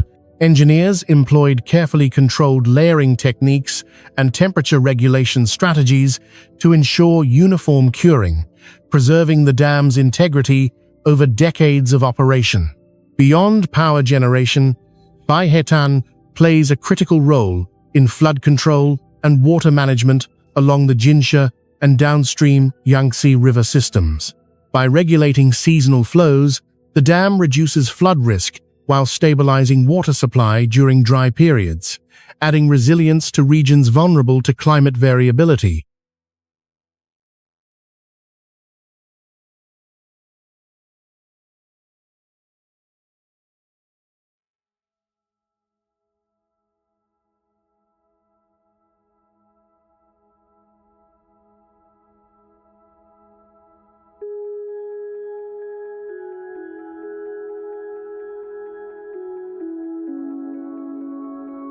Yet, Baihetan is more than a utility project. It marks a turning point in how modern societies harness natural forces. Rather than relying on sheer mass alone, the dam integrates digital monitoring, adaptive design, and precision engineering into every aspect of its operation. It is a structure that does not merely stand against nature, but continuously listens to it. In the steep canyon where Baihetan rises, the relationship between human construction and the natural world is unmistakable. The dam does not erase the river's power, it channels it. It transforms relentless flow into controlled energy, demonstrating how engineering, when pushed to its limits, can convert some of nature's most formidable forces into sustained benefit.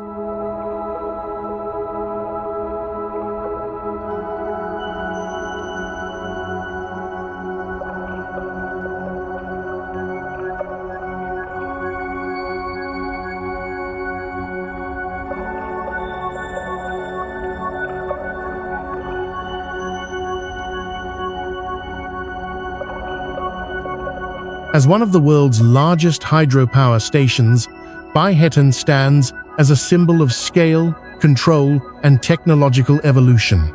It shows that even in the most demanding landscapes, where pressure and risk are constant, carefully designed systems can endure, quietly converting motion into power and geography into opportunity. Rising from the desert plain of Dubai, like a steel needle aimed at the sky, the Burj Khalifa redefined how high a city could climb. At a height of 2,717 feet, it remains the tallest building ever constructed, a structure that pushed architecture into territory once reserved for aircraft and satellites.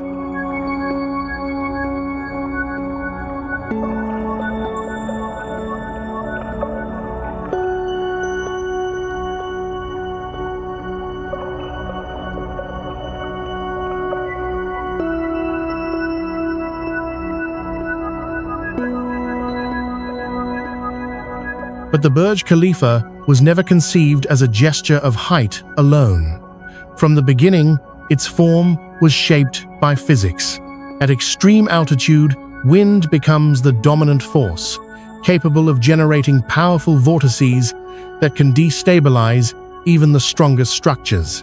To counter this, engineers designed a stepped, tapering profile that subtly shifts as it rises, disrupting wind patterns and preventing resonant oscillations. What appears elegant from afar is, in fact, a carefully calculated aerodynamic solution.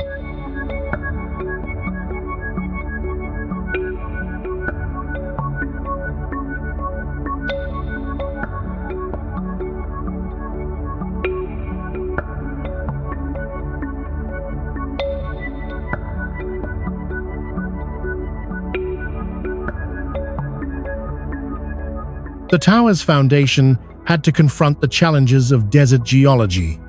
Beneath Dubai's sands lies a mix of weak sediment and groundwater, unsuitable for supporting a super-tall structure without intervention. Engineers drove nearly 200 deep piles into the ground and anchored them with a massive reinforced concrete mat, creating a stable base capable of distributing the building's immense load.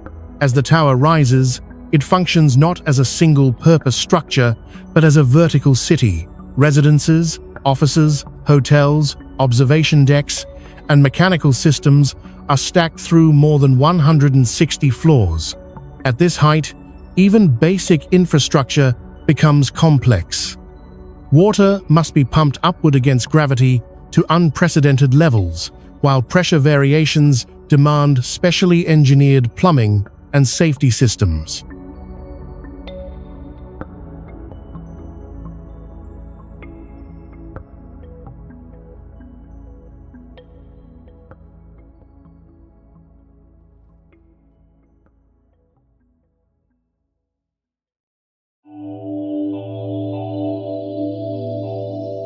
Vertical movement presented another challenge. The Burj Khalifa required elevator systems capable of traveling some of the longest uninterrupted vertical distances on Earth. These high-speed elevators operate under extreme precision, balancing speed, comfort, and safety as they carry occupants through thousands of feet of vertical space in seconds. Concrete technology also had to evolve. Pumping concrete to such heights had never been attempted before. Engineers developed a specialized high-performance concrete mix, capable of remaining workable under intense pressure, while curing reliably in extreme heat. In some cases, concrete pours were scheduled at night to avoid daytime temperatures that could compromise structural integrity.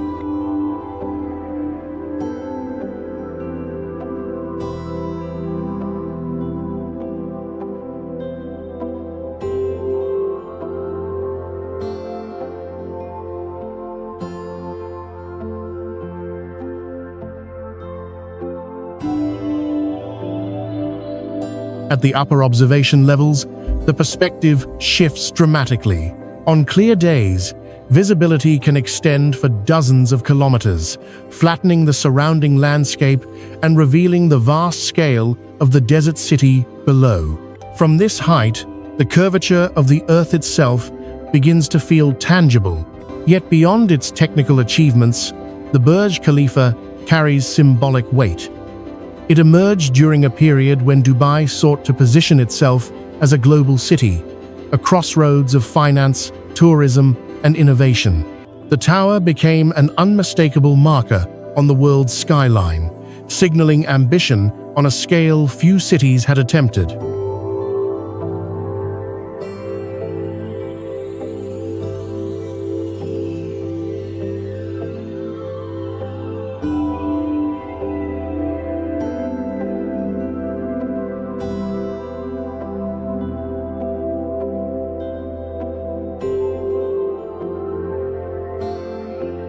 More than a skyscraper, the Burj Khalifa represents a convergence of engineering, materials, science, and urban vision. It demonstrates how far construction can rise when limits are reimagined rather than accepted. Every meter upward reflects a solution to a problem once thought insurmountable. Standing against the sky, the Burj Khalifa is not merely tall, it is deliberate, a reminder that height, when guided by precision and planning, can become a language of possibility rather than excess.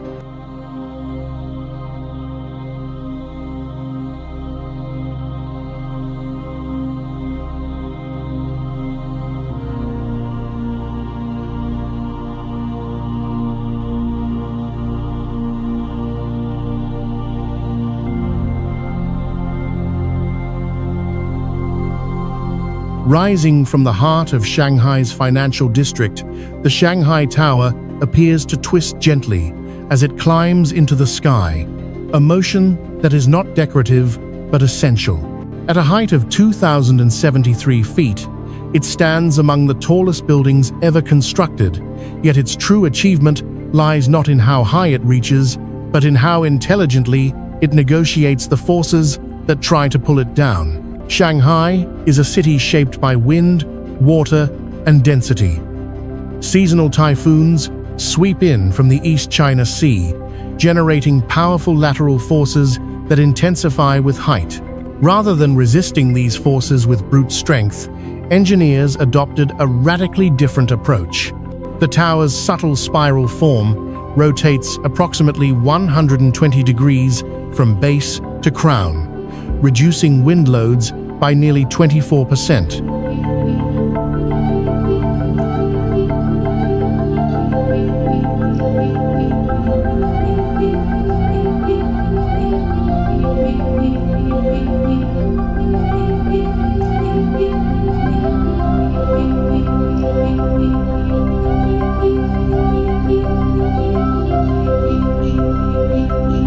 By allowing the building to slip through the air, the design transforms wind from an enemy into a manageable variable. Structurally, Shanghai Tower is built around a building within a building concept. A reinforced concrete core provides rigidity, while an outer glass facade wraps around it, creating a series of vertical atriums between the two layers. These spaces act as thermal buffers, improving energy efficiency and reducing heating and cooling demands across the tower's immense volume.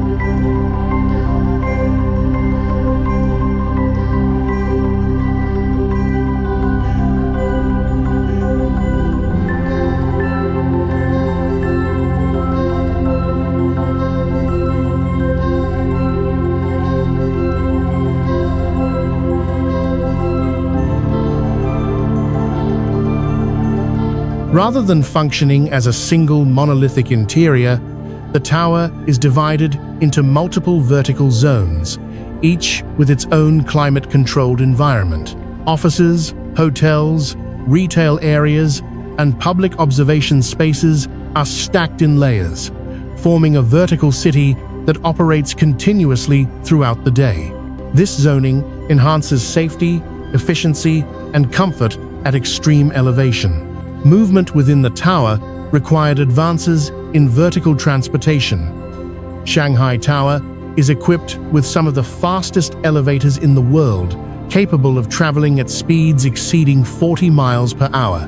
These systems carry occupants hundreds of floors upward in under a minute, demanding precise control to manage acceleration, pressure changes, and passenger comfort.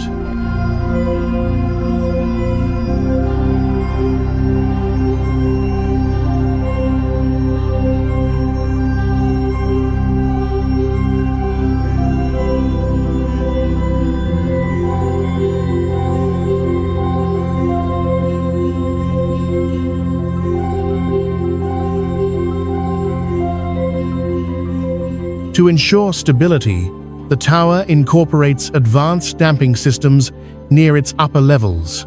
These massive mechanical devices counteract building sway caused by wind and seismic activity, absorbing motion before it becomes perceptible.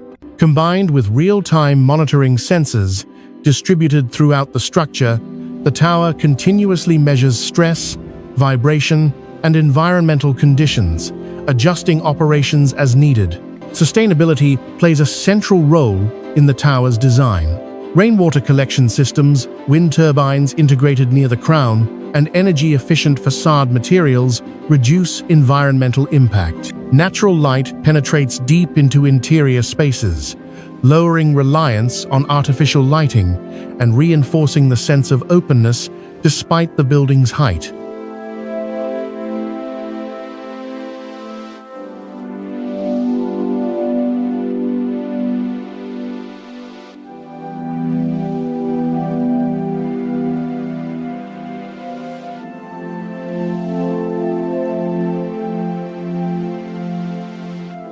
From the ground, the Shanghai Tower reflects the city around it, its glass surface mirroring clouds, neighboring skyscrapers, and the constant motion of urban life.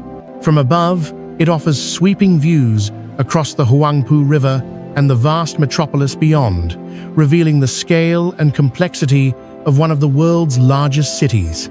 More than a symbol of economic power, the Shanghai Tower represents a new generation of super-tall buildings. It demonstrates that height alone is no longer the ultimate goal. Instead, success is measured by efficiency, adaptability, and resilience.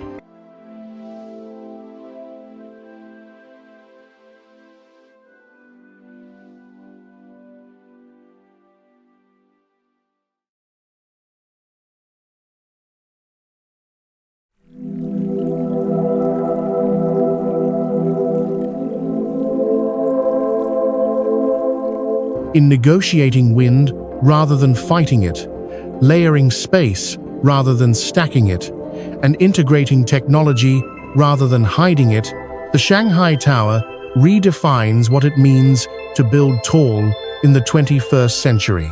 It stands not as a challenge to the sky, but as a conversation with it, one shaped by physics, foresight, and restraint.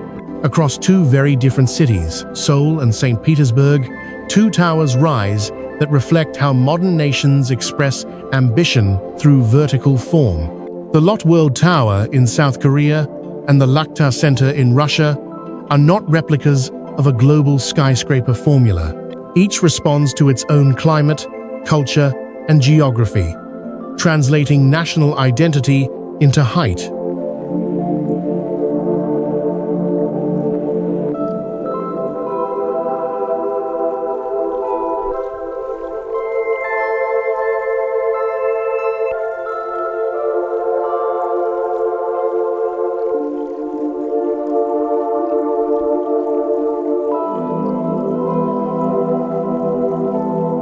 In Seoul, the Lotte World Tower ascends to 555 meters, making it one of the tallest buildings in the world.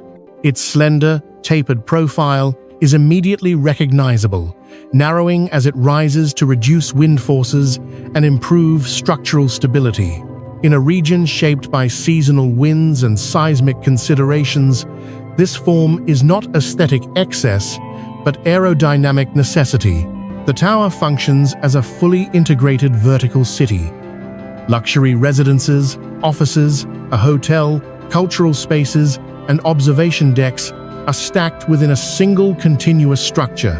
At its upper levels, observation platforms offer panoramic views of the Han River and the dense urban fabric below, revealing the immense scale of one of Asia's largest metropolitan areas.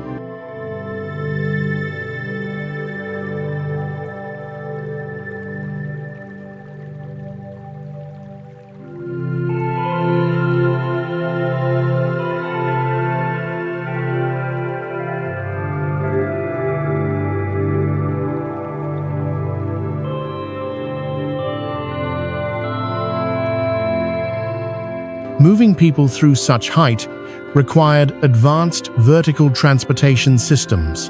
High-speed elevators propel visitors to the upper floors in under a minute, managing pressure changes and acceleration with precise control. Every system, from climate regulation to fire safety, was engineered to operate reliably at extreme elevation. Far to the northwest, on the edge of the Gulf of Finland, the Lahti Center rises from St. Petersburg's skyline, with a very different relationship to its surroundings. At over 1,700 feet tall, it is the tallest building in Europe, yet its twisting silhouette appears restrained rather than imposing.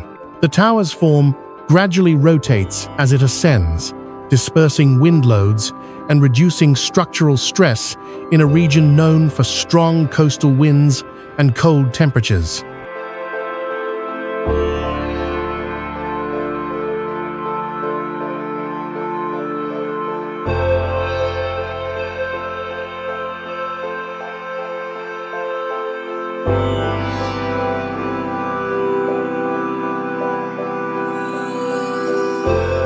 Built in a city defined by low-rise historical architecture, the Lahti Center had to reconcile modern height with cultural sensitivity. Its location on the city's outskirts was a deliberate choice, allowing the tower to emerge as a distant landmark without overpowering St. Petersburg's historic core. Inside, the Lahti Center combines office spaces, public areas, scientific facilities, and observation decks within a single structure exceeding 2 million square feet. High-performance glass and insulated facades address the demands of a northern climate, balancing energy efficiency with transparency and light.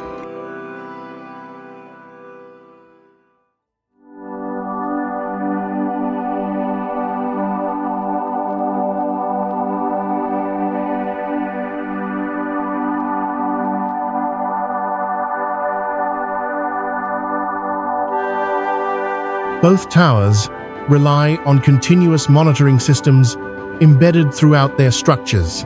Sensors track movement, temperature, and stress in real time, allowing engineers to respond to environmental changes before they become risks.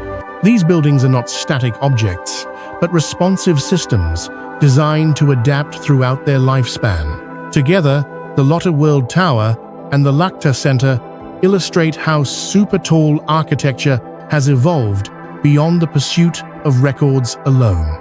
Height is no longer an end in itself, but a tool, one shaped by climate, technology, and urban context.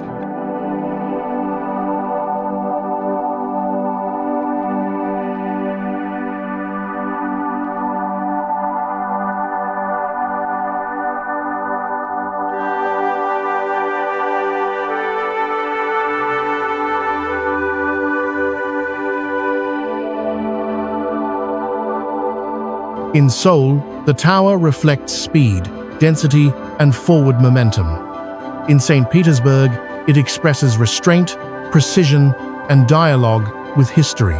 Different in form and setting, both structures demonstrate how modern skyscrapers can rise not just above cities, but from them, translating local conditions into global statements of engineering possibility.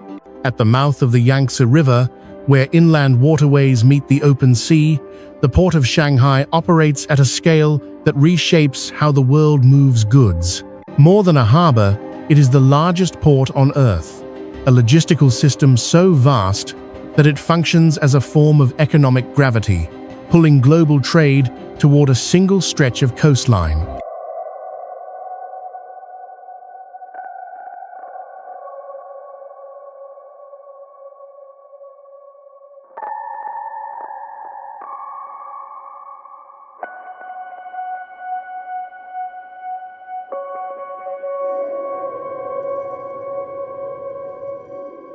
Each year, the port handles over 40 million shipping containers, surpassing every other port worldwide.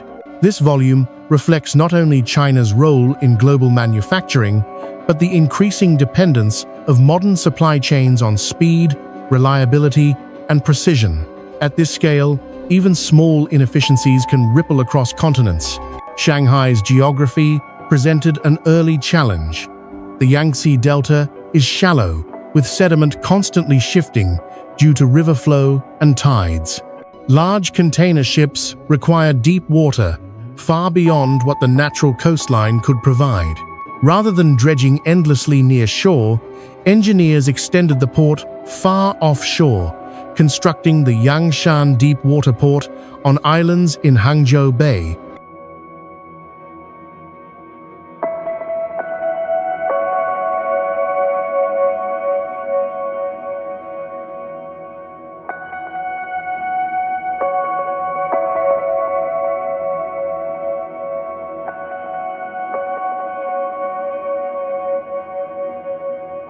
Connecting this offshore complex to the mainland is the Donghai Bridge, stretching more than 20 miles across open water. This bridge is not merely a link, but a lifeline carrying containers, workers, data, and energy between land and sea, regardless of weather or tide. Within the Yangshan terminals, port operations enter a new era. Much of the port is fully automated. Towering cranes unload containers from ships without human operators, guided by sensors, cameras, and algorithms. Driverless vehicles transport containers across the docks, navigating predefined routes with centimeter-level accuracy. Human oversight remains essential, but physical labor has largely been replaced by coordinated machines.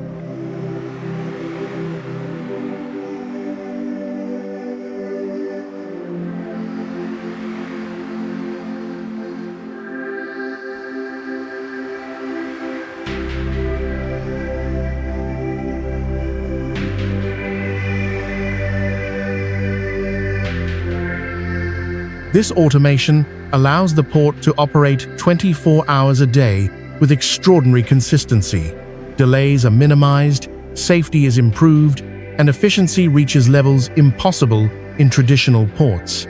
Every container is tracked in real time, its position and destination integrated into a digital system that synchronizes ships, trucks, trains, and warehouses across vast distances.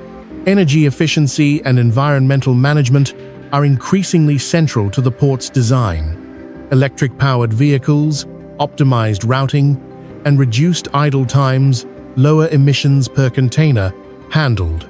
In a facility of this size, even incremental improvements translate into significant environmental impact.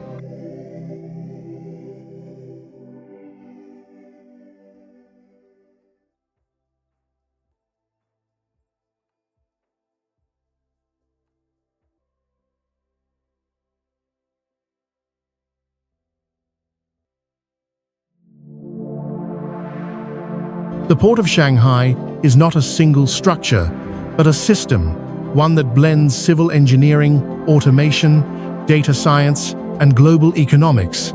Its success depends on continuous coordination between physical infrastructure and invisible digital networks operating beneath the surface. More than any individual bridge or skyscraper, the port illustrates how modern megaprojects are evolving.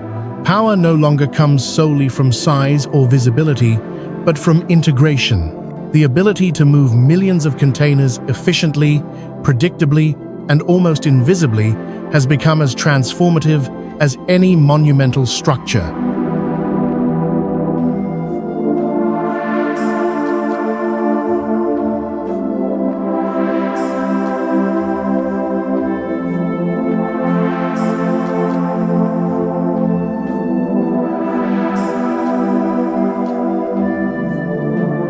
Standing at the edge of the docks, the scale can be difficult to grasp.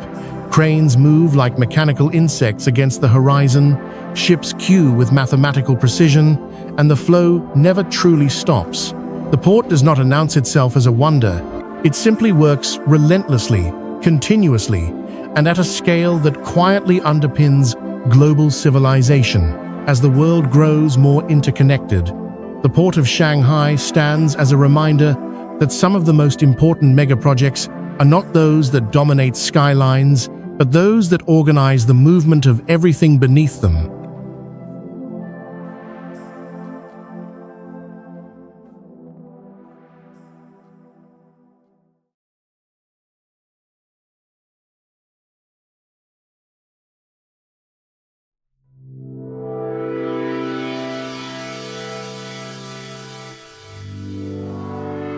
Rising from the neon desert of Nevada, the Las Vegas sphere signals a fundamental shift in how architecture is experienced. It is not designed as a building to be admired from a distance, nor simply as a venue to be entered. Instead, it functions as a digital environment, a structure where architecture, data, light, and sound merge into a single immersive system. At approximately 366 feet tall and 516 feet wide, the sphere is the largest spherical structure ever built for public performance. Its shape alone sets it apart, rejecting the vertical logic of skyscrapers in favor of a continuous, uninterrupted surface. But its true distinction lies in how that surface behaves.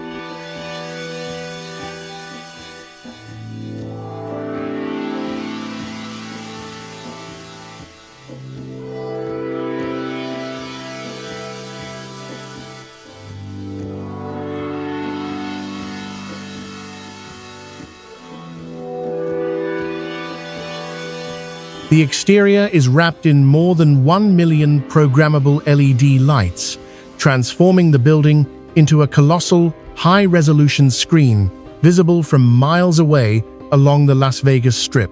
Unlike traditional facades, this skin does not display static imagery or signage. It moves, reacts, and transforms, capable of rendering flowing patterns, animated data, and even realistic representations of planets, landscapes, and abstract forms. The building does not merely reflect light, it generates it.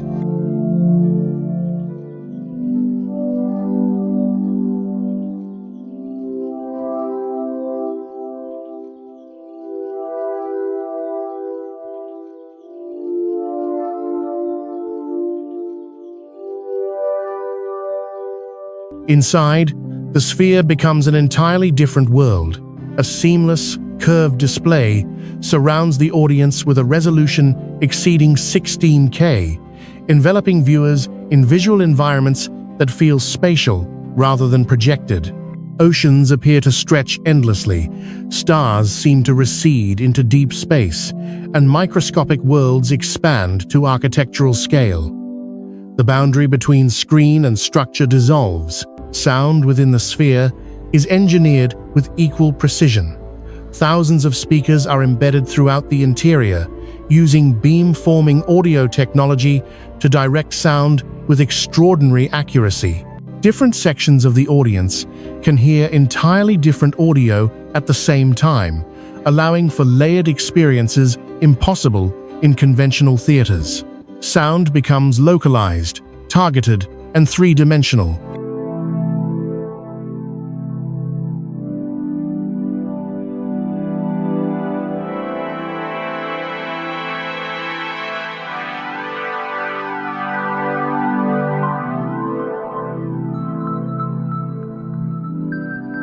Engineering such an environment required advanced material science and computational modeling.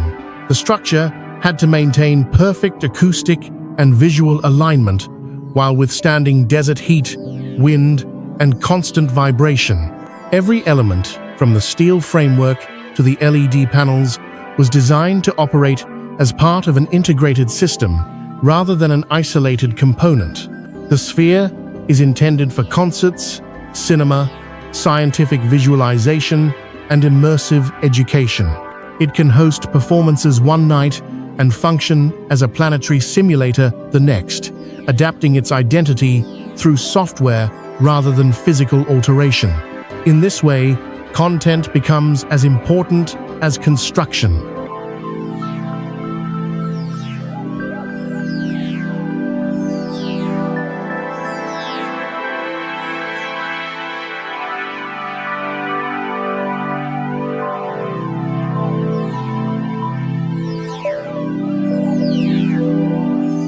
More than a venue, the Las Vegas Sphere represents a new architectural category. It is not defined by rooms, floors, or facades, but by experience.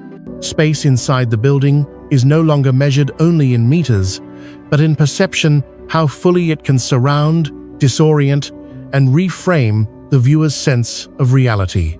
In a city built on spectacle, the Sphere goes further. It suggests a future where buildings are no longer static objects, but responsive digital environments, places where architecture behaves like media and where the line between physical structure and virtual experience all but disappears.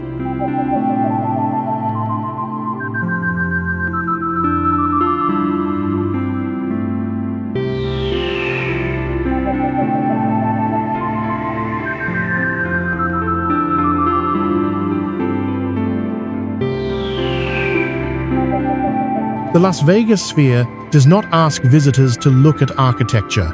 It asks them to step inside it and be completely enveloped by what architecture has become in the digital age. Orbiting silently above Earth, the International Space Station exists in a realm where traditional ideas of construction no longer apply. It is the largest structure ever assembled by humans, beyond the planet's atmosphere, not built on land, but pieced together in orbit hundreds of kilometers above the surface it observes.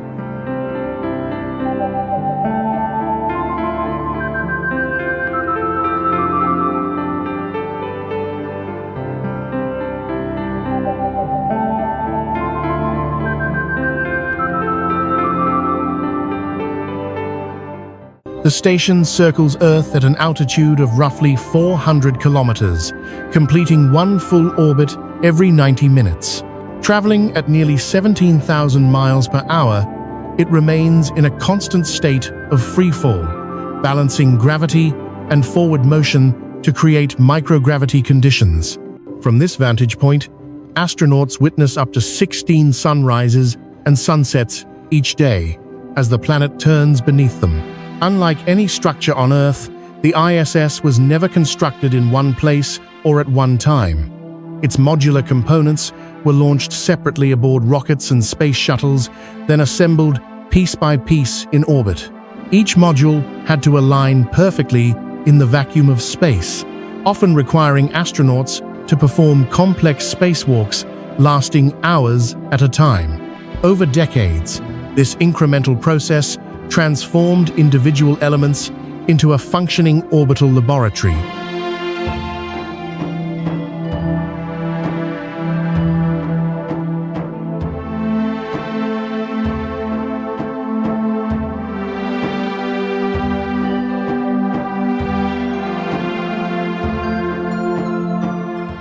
Spanning more than 350 feet from end to end, the station resembles a floating city of interconnected modules, trusses, and solar arrays.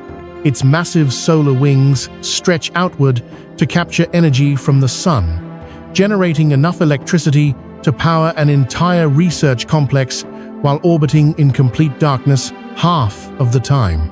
Inside, the ISS functions as a unique scientific environment.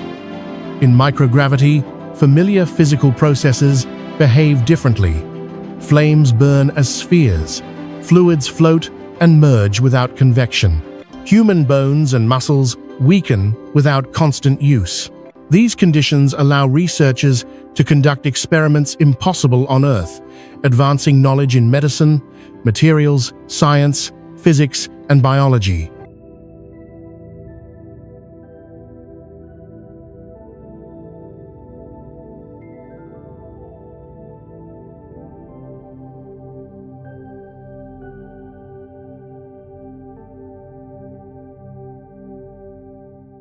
Astronauts aboard the station study how the human body adapts to long-term weightlessness, generating insights critical for future missions to the Moon and Mars. They test new materials that form differently without gravity and observe Earth's climate systems from a perspective no ground-based instrument can provide. Living aboard the ISS demands constant adaptation. There is no up or down. Everyday tasks Eating, sleeping, repairing equipment require new routines. Water is recycled, air is filtered, and waste is managed with extreme efficiency. The station is not only a laboratory, but a test case for sustaining human life in isolation.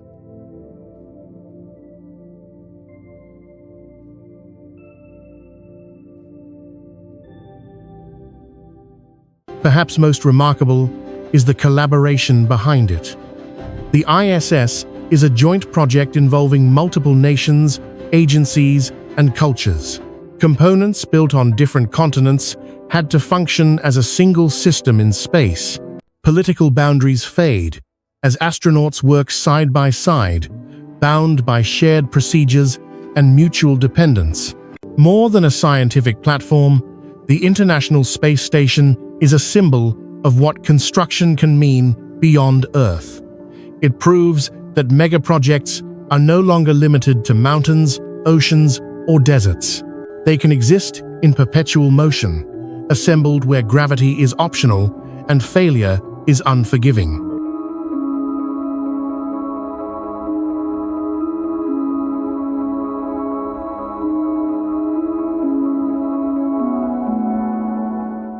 As it glides above the planet, the ISS represents a new category of impossible place. It is not anchored to land or sea, but to cooperation, precision, and vision. In silence, it circles Earth, a reminder that humanity's most ambitious structures do not always rise from the ground, but can instead orbit the world itself. Across mountains, cities, oceans, and even beyond Earth's atmosphere, these projects reveal a shared truth. The boundaries of our world are not fixed. They are negotiated, tested, and quietly redrawn by human imagination combined with precision.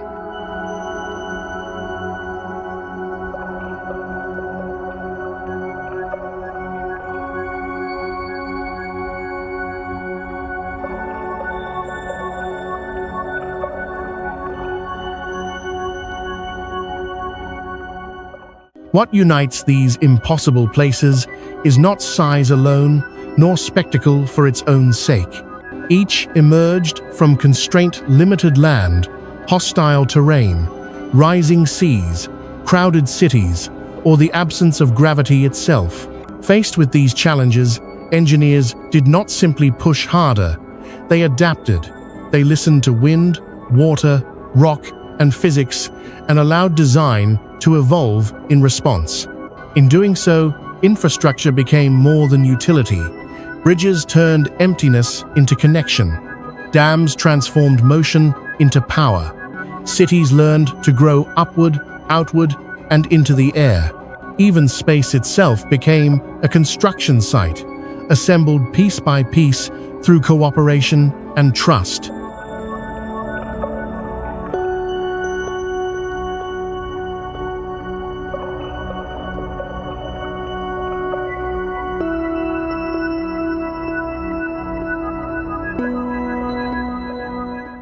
These structures remind us that progress does not always announce itself loudly.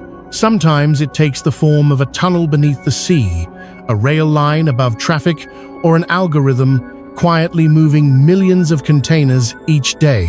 Their impact is measured not in admiration alone, but in how seamlessly they reshape daily life. As the planet faces growing pressure from climate change, population growth, and finite resources, the lessons of these megaprojects become increasingly relevant. The future will not belong to those who ignore limits, but to those who understand them deeply enough to design around them.